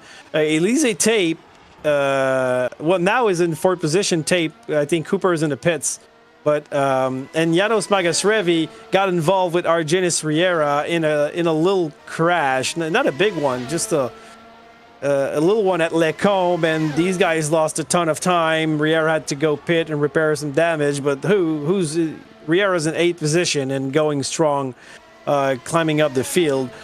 And we got and Matt, for those who just joined maybe or watching, we have a new sponsor for the SimRacingHub F1 on GTCQ TV, and who might that be? We sure do. Color Magic Printing. Visit colormagic.biz, and they offer a multitude of printing options for their customers, from single color letterhead to a fully customized magazine. Their workflow process has been engineered and unrivaled production times without sacrificing quality. So go to colormagic.biz or colormagic.biz for any of your printing needs, and make sure you go back and watch the start of this race, because it's been a cracker. Yeah, well, I will definitely look it up and give that link to my coworkers. I'm in building management, so everybody in the that are doing the promotions and everything on the websites, and whatever they have to advertise, I think this would be a good contact for us. So definitely, I'm gonna link them together. So we're watching Zeke Montero and Mills. Yeah. Mills has come out the pits. Montero. Yeah, exactly. Oh, wow. Man, that was close. That was super close. I mean, no need to be dangerous here for Mills. He's got this race in the bank. How are these drivers not lifting? I jumped out of my seat, and I'm not leading this lead of this race. Like, Mills has so much time to pass Montero. Yeah. Higgins and Worrell for 10th. They're just determined that they're going to do it now. So, yeah, let's take a look at. They go to Eau Rouge and Le Radillon flat out, and I think these guys are practicing together in the week. They got their Discord channel, so I think they might have said together, "Hey, we're not lifting. Anybody who lifts is out of the league." Period. That means that Jeff Oppenheim is out of the league, because we saw a cowardly lift from Jeff. Or we can say an experienced lift from Jeff, because it was on Argenis Riera. Here comes Bill Worrell. Yeah, as we're watching Worrell using the slipstream and doing a textbook pass on Mr. Sean Higgins, formerly known as the Lawnmower Man, but I think he's retired now. He's. I'm gonna read you something really funny, Matt. Look at that. No specifics says, "I'm going to have to replay the beginning of this race, though, because I came in about lap 10, and it seems like a lot happened." Yeah, a couple of things. I think there was there was a pass. Maybe it was Captain. I think there was a pass at some point, and there was lights, and there was some Oreo cookies and milk as well at some point. That was right at the beginning. That's when that was. Oh yeah, right. Well, I dropped the cookie in the glass of milk, and I have yet to retrieve it. So, I mean, that's okay. What they say, 10-minute rule? It's 10-day rule, right? Oh yeah. Well, as long as it's still cold. So I'm just gonna put the, I'm gonna. It's gonna be milk with Oreo cookie flavored. Oreo cookie flavored milk. Elise Tape and Acosta for third position. Yep. This is going to be... I think honestly, you may have undersold that, because you said Elise Tape and Otto Acosta for third position. For seventh as well, side by side at the end of Camel Straight. But that's Riera coming back in the field from... Oh, the Señor del Fuego, Juan del Castillo, increíble, at Lecombes, Argenis Riera. Tape has dropped back from Otto Acosta, and he's also going very wide at Pouan. Both alphas, after everything that's happened today, are separated by nothing at all. Yeah, look at that. Look at that. Oppenheim is lifting again. For 12. Oh, wow. These guys, they respect each other. They race with each other all the time. The two Alfa Romeos for 12 and 13th position. They're taking a different approach to McLaren. We saw McLaren going back and forth at the beginning. True that. These guys are doing the lift, which, again, it's a smarter move to not lift until you take your teammate out, and then you should have lifted. So, the end of the day, they're separated by 1 second, and yet we've had so much action. I don't know how that happens. Yeah, we were saying the term profit in French. There's really an expression like if you talk about something and something bad happened, we call maybe a disaster a profit. Yeah. So you were a disaster profit when you said, "Oh, we had just had Francois, incredible. We have 2 cars that DNS and bam, Ricardo Senior in the wall." Tape. It's the longest pit stop I've ever seen in my life. P7. He was sat still so long that the Earth stopped rotating. What happened? That's going to kill him. I don't know. It might have been damage that was being fixed. Maybe, that would make sense. Maybe the team was celebrating his great passes, but he was sitting in the garage for a long time, and he was trying to do the undercut on Otto Acosta. Well, put your scissors away, because there's going to be no cutting happening now, because he's just way too far back. He might have done the Alonso Hamilton. I'm gonna keep you in the pits on his teammate. I don't know if his teammate was behind him. For 10th position, 3 wide. Look at that, man, at the end of the Camel Straight right now. Worrell, Higgins, Del Castillo. Woohoo! Oh, side by side. Is there going to be contact? No, because the Alpine is going on the outside of the rumble strip to avoid contact. So I think this is legit. And Haney and Tape going super wide at Puhan, but coming back strong in Haney's gearbox. I think this is going to happen for 7th position in a few seconds. As we speak, Josh Mills has brought the best lap down to 141.961. So almost a flat 42, but just underneath that. Wow, Tape on Richard Haney, P8. Yeah, really Castillo, Higgins, Tape, Haney. There's a lot to watch, but we're watching Tape on Haney right now. And look at that rumble strip. Haney slid a little bit. P10 going into Higgins, on the inside of the bus stop chicane. Both look rims. At that. Whoa! He launched it. Look at that. He's got the soft tire, so he really went deep in the corner. It was like, man, this is my position. I'm having this. You're not taking anything from me. And Tape, we've seen Tape do a pass through Eau Rouge. P8, yeah, it's going to happen again. Look at that. Is he going to lift or what? Yeah, he had to. He had to. He had no choice. Yeah, that was a crash. Tape needs to be more patient than this, but he's going to get the pass done, no problem. He has just been absolutely cutthroat with overtaking today. Yeah. At least Tape. True. Lap 32 out of 44. Oof. Spa-Francorchamps, Belgium Grand Prix. 100 overtakes so far? Yeah, 12th position. Oppenheim and Brotherson just exchanging positions to be polite over each other. Janos Magasrevi in 4th. You know what is amazing? Yeah, he's splitting the 2 McLarens. Yeah, say that. We've had all this action, and we've not named the captain or Thomas Shepard the entire race. Like, you're right. These guys, they're still running around. They're still, they're doing lap times 46s, but I mean, they're only a couple seconds off the mid pack. Still in this race. I thought Shepard was out of the race. He went into the pits. I thought I did it again, but we haven't mentioned them at all today. But they are still in this race. Yeah, they're here, but they have to invite themselves to the party because the party has been going on for a while, and so far we have talked about Mills, Montero, Acosta, Cooper, Yera, Tape, Haney, Del Castillo, Higgins, Worrell, Oppenheim, Barterson, Cliff. We have yet to talk about Cliff Van Lee Ward, Midzalis as well. So there's those 4 names for 14 to 17. It's not that we don't like you guys, but so far you're staying out of all the danger that is unfolding before our eyes. Magasrevi and Cooper, look at that. So Magasrevi split the 2 McLaren cars. and He's gonna Cooper is probably having try none and of go it. to the end. Yeah, Magasrevi's going to probably try to go to the end. I don't think there's any chance he holds Cooper off. And I don't think there's going to be any chance that he holds Riera off either, because Riera's basically, as these guys are exiting Rivage, he's entering Rivage. So Riera's going to be on them in no time at all.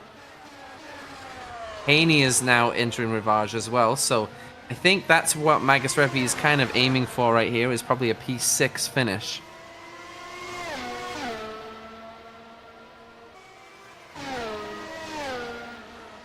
Tape way too wide through P1. So can Cooper come back on Magasrevi? That's the question right now, as we also watch Richard Haney and Elise Tape negotiating these corners pretty fast. Can he be in DRS range? Is that a DRS section here at Blanchimont? I don't think it is, right? Nope, the wing is not open, so I think it's just up at the top of the hill. You don't need DRS at Spa. We've clearly seen that today. Yeah, you're right. Oh, look at Tape. So Tape is in Haney's gearbox, and great relaunch at the exit of the last corner. Needs to do that. Also, as we see Cooper on Magasrevi as well. So we're going to see Camel straight passes. Cooper, oh wow, not even a challenge here. Easy peasy. So that's done, but let's see the corner if something comes up. Here comes Magasrevi. Now Tape and Haney. Okay, Tape and Haney. And Tape, wow, okay, another time, well, he went flat out. And it happens so early, Matt. You know, it doesn't happen at the end of the Camel Straight. It just happened. Oh, look at that. He defended right away when he passed and got back to the racing line. So I think this is textbook legit Racing 101. Bill Worrell with Jeff Oppenheim. So those are not two Ferraris or two Alphas. There's one Ferrari, one Alpha. They look pretty much P10 right now. So yeah, exactly. This is the points. Yeah.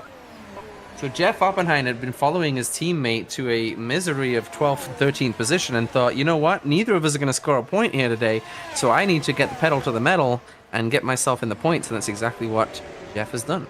You're right. And Specifics mentioning it wouldn't be cool to have Oculus headset to be in the pits and perform a pit stop with the view of a pit crew.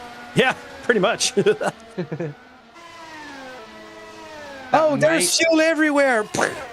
That might kill Josh Mills' bandwidth, though. Oh, you're right. Yeah. Okay, scratched. Next idea. Okay, lap 35. Yeah. Yeah, right. Riera's going to catch up Magasrevi, and these two kind of oh yeah, they together, have history.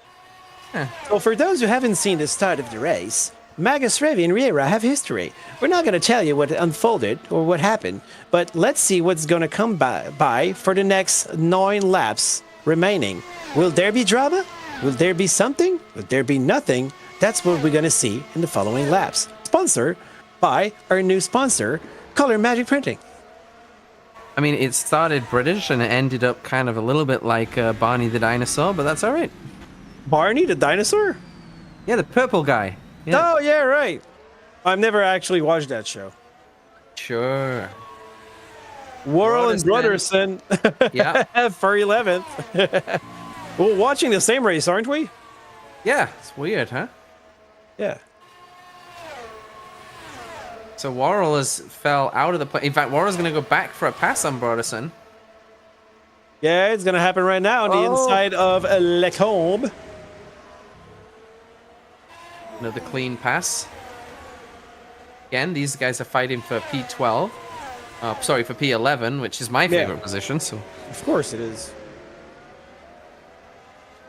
Not a great day for Sean Higgins because he's down in P14, but his teammate Richard Haney has really taken hold of that team today and pulled himself all the way up to P8 so far. So yeah, we have seen better from Higgins. Oh, Magasrevi is into the pits. Magasrevi is not going to try and eke out 8 more laps. That is a disaster for the Mercedes because he's going to drop way down the order now. Do you think he's going to try the soft compound and do that fast lap? He'll have to, but he needs to find 2 full seconds to get the fast lap. I still think that car has damage. So I don't think he's going to get it. I think he's going to... Well, yeah, he's got red tires, but going to be way too far back. So that means that Riera is going to comfortably beat Magus Revi. And again, how did that happen? Because Magus Revi came out of that first corner, or the turn 5 Lake Home incident, much better off than Riera did. So that's very impressive from Riera, that he obviously got the damage fixed, put his pedal down, and came out P5. look at what it is. Magus Revi in the championship is 3rd. He's really in a position of his own. So what he's trying to do here, because he's not really fighting Riera in the championship, what he's trying to accomplish, I think, is just like take these tires, get back to the position he was, and maybe score an extra point with the fastest lap. That's what I presume. Perhaps, yeah. But I think when I said earlier on, when Riera had his incident, and I believe I guessed that he would finish P3, I think I'm going to be off. I think Riera's going to finish possibly P4. Yeah. Crazy comeback from Argenis Riera. Well, okay, let's see how far he said, is. Oh, yeah. Yeah, Right. on the tires that somebody said they can't even use them. They said that the hard tires are unusable, and yet he's just put them on and breezed through the field. Yeah, and look at his lap time, 44.2. That's his best. And he's not really off the last lap of Josh Mills, let's say that. So he's not off the pace of the other drivers. Nowhere near the fastest lap, but still pace-wise. With the consistency, guys. Exactly. Lap 31 to lap 35, 44.7, 6, 7, 6, 5. Like, well, there's no fighting going on. So let's go with Riera on board. He's in 5th position right now, and let's see how he managed to deal with these hard tires, which are quite old right now. I think he has done maybe 13 laps on them ish. Yeah, should make it to the end, or maybe more than that, 18 perhaps. I think he might have pitted on lap 20. Not sure. Well, Glenn Cooper did a 44.8 last lap, and he's 4 seconds down the road, and Argenis Riera did a 44.8 last lap. So they are exactly identical between Cooper and Riera. So, but Cooper, his tires, it's on the mediums. Will they drop off before Riera's hards will? I'm not sure they will, because, yeah, Cooper's not been on those mediums for very long. So he should be okay. So McLaren could be in for a 3-4 here. Yeah, and you know what? If we have, because we usually have now the top 3 drivers on an interview, it would have been fun to have either Magus Revi and or Riera at the end to talk about what happened. 15, Midzalis and Cook. So pass here, Tony Midzalis on Captain Cook. We have we're talking about these guys. Yeah, finally. Yeah. Hey, kudos guys. Yeah. Good job. Here comes the captain through Eau Rouge. Oh no. Are they gonna crash? No, he's pushing it. Yeah. Nose to tail. Oh, these guys are still This is dangerous. This is too dangerous. They're touching. They just touched. Mitsalis has gone straight across. What's happening? Oh, look at that. Behind him. Is he going to take him out? Like, this is... I don't know what's happening. No. No. Well, let's not talk about that. Cook could be out. Okay. Yeah, that's nothing to say about that. Yeah. Kids. Disappointing. Okay, moving on. So, back at the race. So, it's really incredible. We just have 5 cars out of the race so far. Yeah. Sorry, I'm speechless. So, Zeke Montero, 2nd position, Acosta 3rd, Cooper 4th. So the McLaren are back together. They were split by Janos Magus Revi, but now Magus Revi has only 5 laps to go, and he has yet to gain his positions back on Haney and Tape, and of course Riera. So no, he's going like a mad train with his soft tires, but yeah, he's not going to be. I mean, he's going to be able to overtake Haney, no problem. Tape, maybe Elise Tape, but He's definitely not going to get Riera. Riera's going to be into P5, and Riera's not going to catch up Glenn Cooper, as you said. So it's looking like I think Josh Mills is going to win the race. I think. Yeah, well, knock on wood, huh? You don't want to be that prophet I'm talking about. Maybe no specifics is going to be mad on the chat because you're talking about, he's going to win this, and then, lightning strike and connection issues. I think if he did, Montero would have his 5th win round Spa. So Montero, we said at the beginning that he's good round Spa, and he's going to finish P2. So that's going to be his highest finish of the year. First podium of the year too, I think. Yeah, and officially, is that his first podium? Are we sure? Because he's been up and around the front, but I don't believe Magus Revi has pretty much finished 3rd in every single race, right? So the points are usually, yeah, you're right. He wasn't on the podium at all, but he was close. I think he was in 4th or maybe 5th. So that'll be a good night for him. Yeah.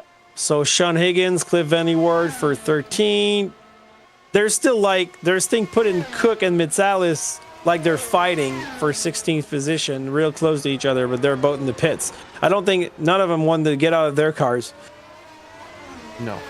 And what about Haney, Magus Revi? So there's no fight right now. We have. Oh, okay. Well, we can breathe a little bit, but we need something for the end because we had like an exciting race from top to bottom, and now everybody's in no man's land.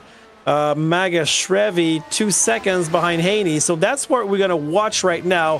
How many positions can Magus Revi catch back? Catch back, or go get. For the rest of the race. This is lap 40 out of 44. Those are long laps, as we said, so there's still around 8 minutes to go in this race, which is more than enough to get that position on Haney, but I doubt that he's going to reach Tate. Yeah.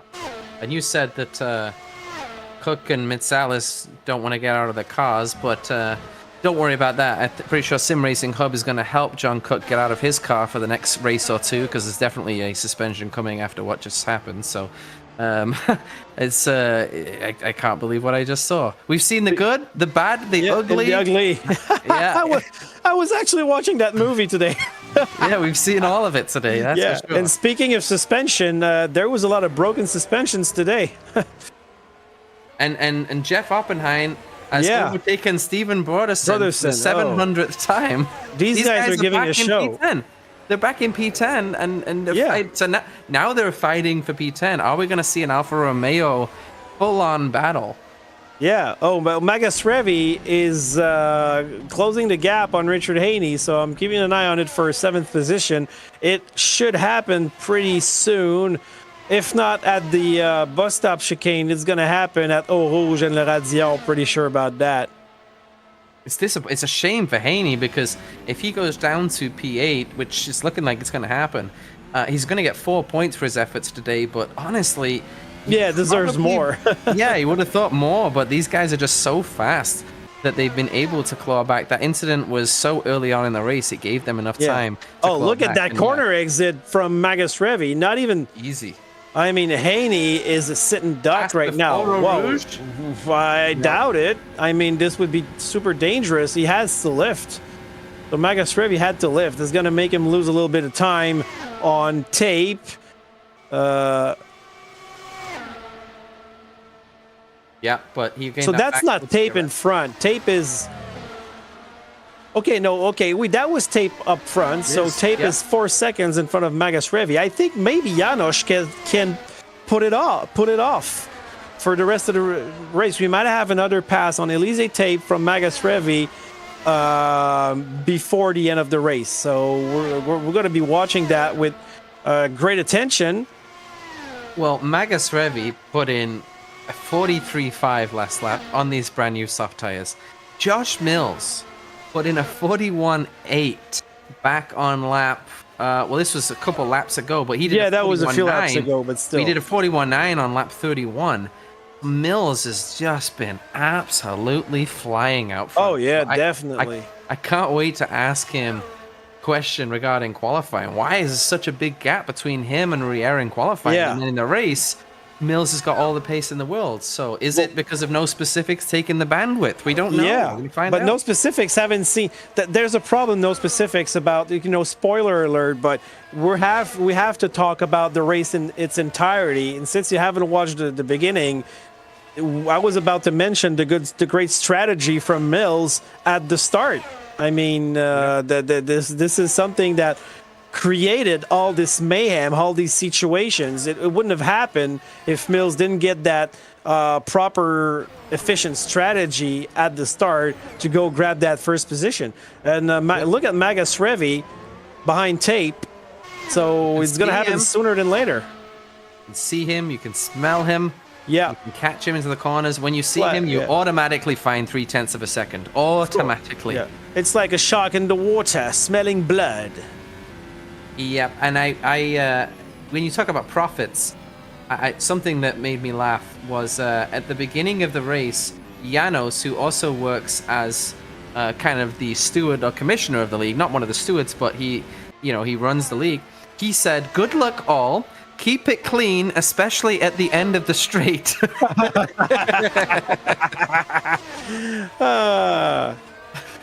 And then, of course, Janos, manages to get a little dirty in the sign at the end of the Yeah, well, I don't remember. Okay, so who was on the inside Riera. and who was on the outside? Riera was on the inside. Riera put his nose in when honestly he should have took his nose out. However, Magus Revi also cut off the nose when he should have known that Riera's nose was there. He should have given it a little bit of room. So and then they were just kind of dancing around, doing pirouettes and spinning for a while. And it was... they did some tango, bum bum bum, like in True Lies. Remember that song where they danced the tango? Is this the last lap? No. So it ain't. Still 2 laps to go, and we got Magus Revi behind Elise Tate. Yeah, he's got 2 more he's in DRS range, so it's going to happen right now. Look at that. But now... I don't know if it'll happen right here, but you're it's right. going to happen this lap. Oh, why is Tape on the grass? He's trying to throw a little bit of dirt up as a screen. Exactly. He's doing the Bolo Young on Jean-Claude Van Damme, Bloodsport trick. Very interesting. Dust in the eyes. He went down the inside of the straight, which I like to do that when you're that far ahead. Obviously, he's trying to break the stream, but he didn't manage to do it. But it does make it clear to Magus Revi that, hey, I'm not going to be getting out the way easily when you catch me up. So Magus Revi now should already be knowing that, hey, if I catch up Tape, he's going to go to the inside on the straight. Yeah. And in the meantime, no specifics said, I wouldn't be mad at you guys. Y'all are awesome. Let me point out, we are married, so both of us. Yeah, thank you. And look at that! Look at Magus Revi in the sand. Yeah. Oppenheim's out of the race. I don't know what happened to Jeff Oppenheim, but he is out of the race. Oh, okay. Well, sad for him, but I'm going to keep watching Magus Revi trying to get that position from Tape. Felt the emotion. Yeah. in your voice there. Really felt. Incredible. You really felt for him, didn't you? Yeah. Yeah. But look at that. Okay, so 1 more lap to go. Josh Mills leading on Montero, Acosta. Everybody's in no man's land except Magus Revi. No, what's happening? What are you doing? Oh, he's trying to intentionally give the place so he'll get DRS. This is mind games going on here between Tape and Magus Revi. Magus Revi did not fall for it, and now Tape is going to be a sitting duck on the straight unless he lifts off, which he's trying to do. It looks pretty much like that. Now he's gonna. Oh, it's not going to work. Magus Revi, cool as a cucumber, is going to easily take this position. Side by side, late on the brake. Can Tape keep that position side by side? No, they didn't touch. Well done by Magus Revi, but that was dangerous. But with the mind games. Yeah, kudos to Elise Tape just fighting like there's no tomorrow. And Josh Mills has won the race. Yeah, did he? Yep, yeah, he just did. He just did. Oh, well, kudos to Josh Mills. I mean, wow, he got such a big advance. This is crazy. Yep, so guys are coming through the line. So we've got Montero in P2. Otto Acosta crosses the line. P3, Glenn great Cooper. podium for him. Oh yeah, but good operation for the McLaren drivers. Cooper Riera in holds up. 5th. Riera, yeah. Arriving at the start-finish line. Disappointing 5th from Riera. Yeah, seriously. Come on, Janice. We thought you would do better with your quality performance and everything. So, I mean, I should just keep it quiet. Castillo's going to get a couple points to take Oh yeah, home with wow. him. Yes, Senor Fuego. And Stefan Brotherson for the Alfa Romeo as well. He deserves he's got a the point last today. point. Yeah, He deserves a point today. Absolutely. One of those Alphas deserves a point today. So, Magic Hand Mills with another victory in the most dramatic fashion. You know, it's not exactly like the previous race where everything unfolded at the end, or we had the crash in Red Bull Ring at the end as well. You know, the dramatic part really happened at the start of that race after just maybe 5 to 6 laps. But what a race, Matt. Seriously, we're going to have probably Mills, Montero, and Acosta for interviews at the end. But, I mean, first of all, let's talk about the start. The start when Mills just flew by with his soft tires, took the outside of the turn 1, and then Riera just fell back because he had the medium compounds and everybody around him from 1 to 6, except him, at the soft compound tires, and that little crash that they had at Lecombe, which was just incredible. So yeah. Riera was starting to come back through the field at that point too, right? Because that's when his tires were looking good.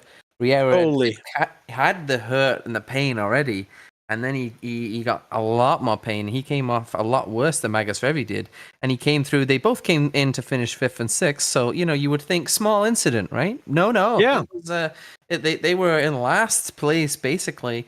Magus Revi wasn't, but his car was damaged, and Riera was last, and Riera managed to beat Magus Revi. So.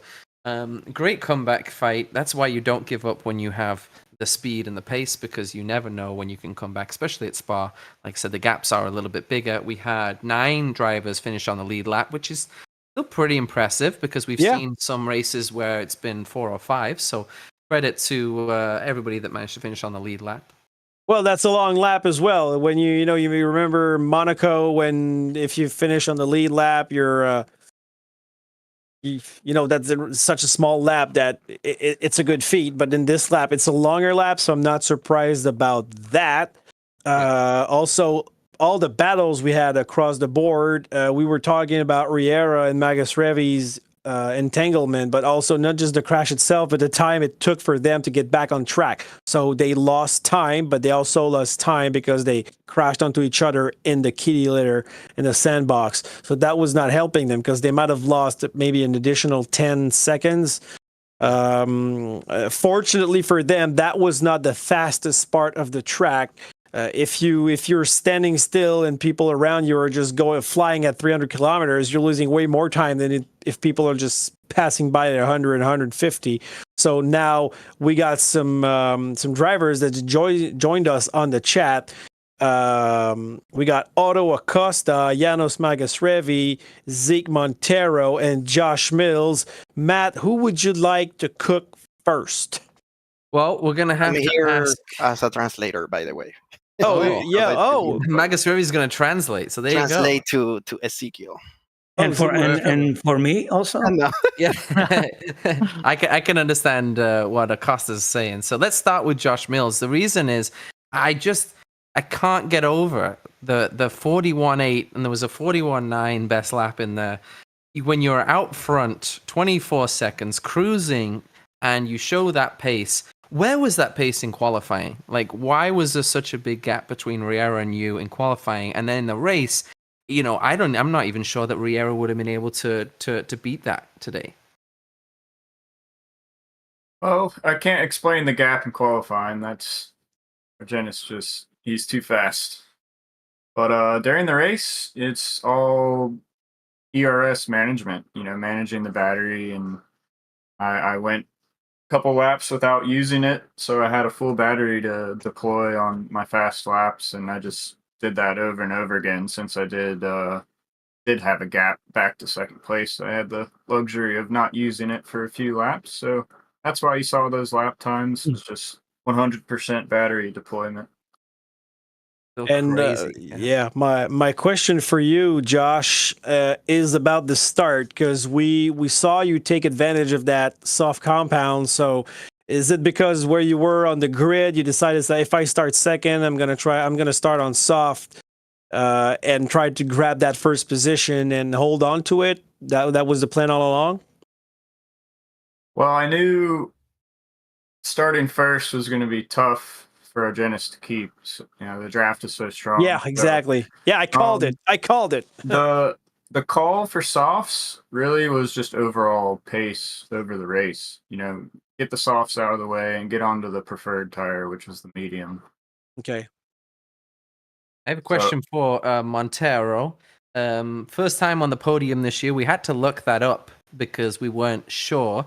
I was a bit amazed to find out first time on the podium this year, but congratulations. But why? What is it about Spa? Like 4 wins at this circuit, now first podium, P2. Like, Zeke, why do you like Spa so much? Bueno, voy a hablar en español. Sobre lo que es Spa, a mí es un circuito favorito. His favorite circuit. Es el número 1 para mí después de Silverstone. Después de haber ganado 4 veces acá, la verdad que no me siento cómodo con el auto, con el mod. He said that after winning 4 times here, he doesn't feel comfortable with the car. That is his favorite circuit after Silverstone. Oh, okay. Después, bueno, lo que es el tema del desgaste, no sé bien cómo manejar lo que es la parte del trasera. El auto suele irse mucho de cola. The rears are wearing too much and it's getting loose. So there's still improvement and time to be made then. So we're saying that we could be seeing Ezequiel Montero win this year, do you think? No creo. Nah, he doesn't think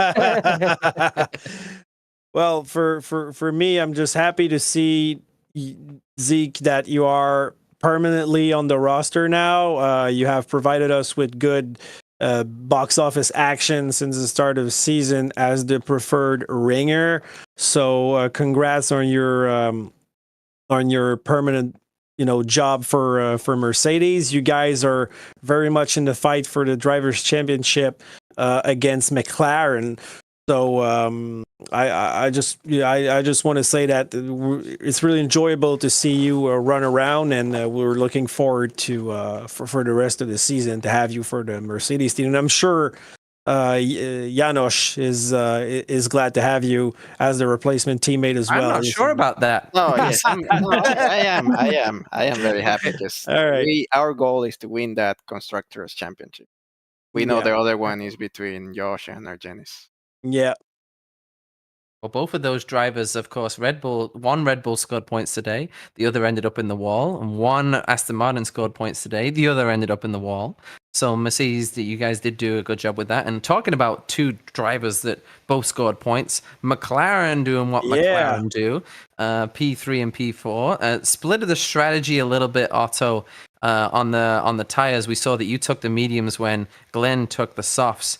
And what were you guys talking on the radio about this? Was that by design? And how much communication was going on between you two in the race? Because you were overtaking each other quite a bit.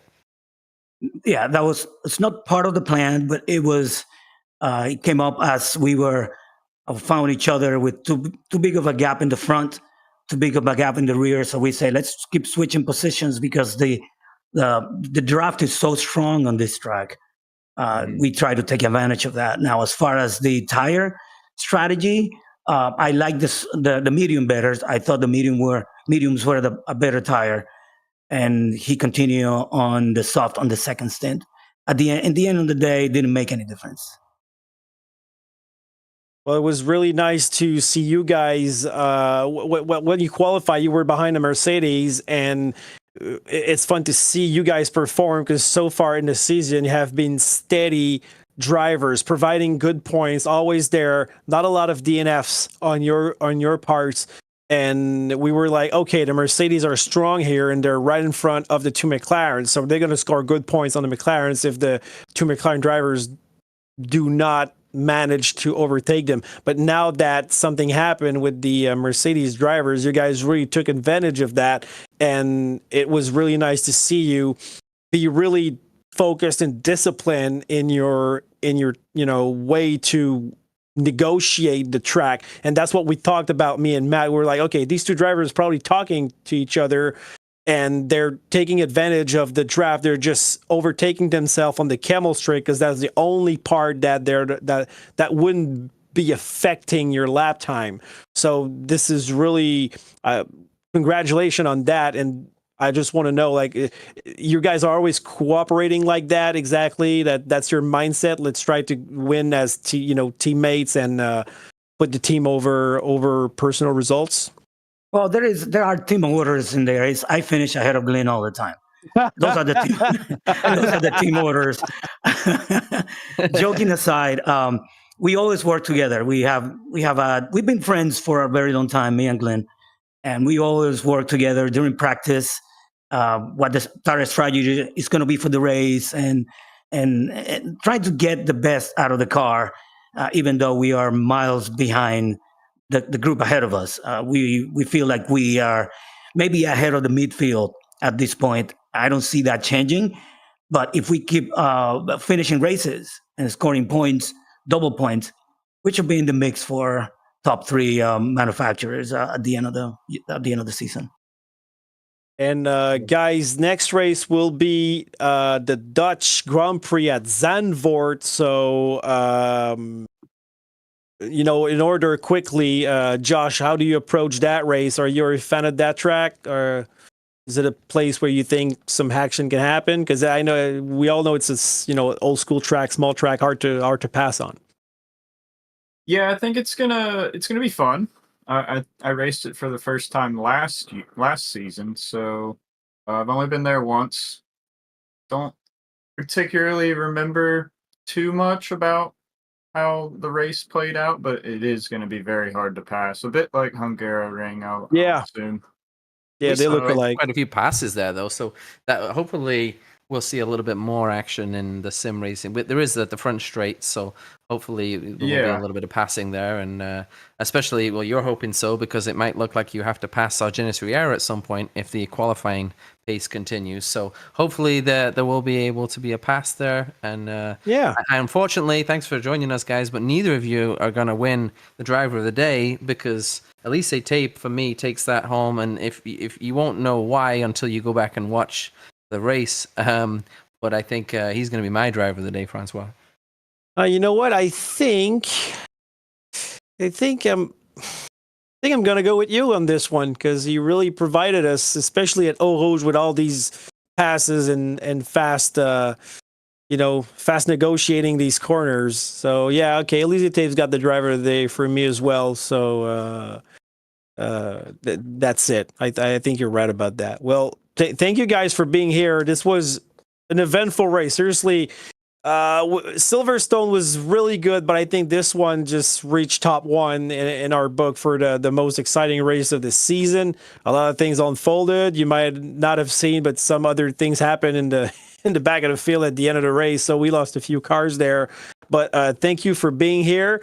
I also want to thank Jason DeBoot for producing that show. Thank you, Matt, for always providing us with great comments and great humor. And also thanks to our new sponsor, Color Magic Printing, quality printing services and fast turnaround that you can depend on. You can look at them on www.colormagics, that's colormagic.biz.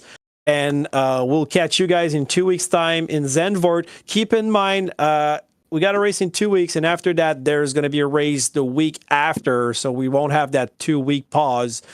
Just look it up on the SimRacingHub F1 website, where you got the calendar, the driver standings, the maps, the tire specs, the laps, everything that you need to know on the SimRacingHub F1 website.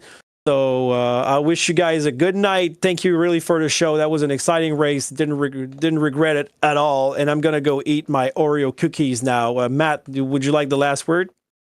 Yeah, visit colormagic.biz. Yeah, thank you, Color Magic, and have a good night, everybody. Thank you for having us. Pleasure. Thank you. Good night. Thank you.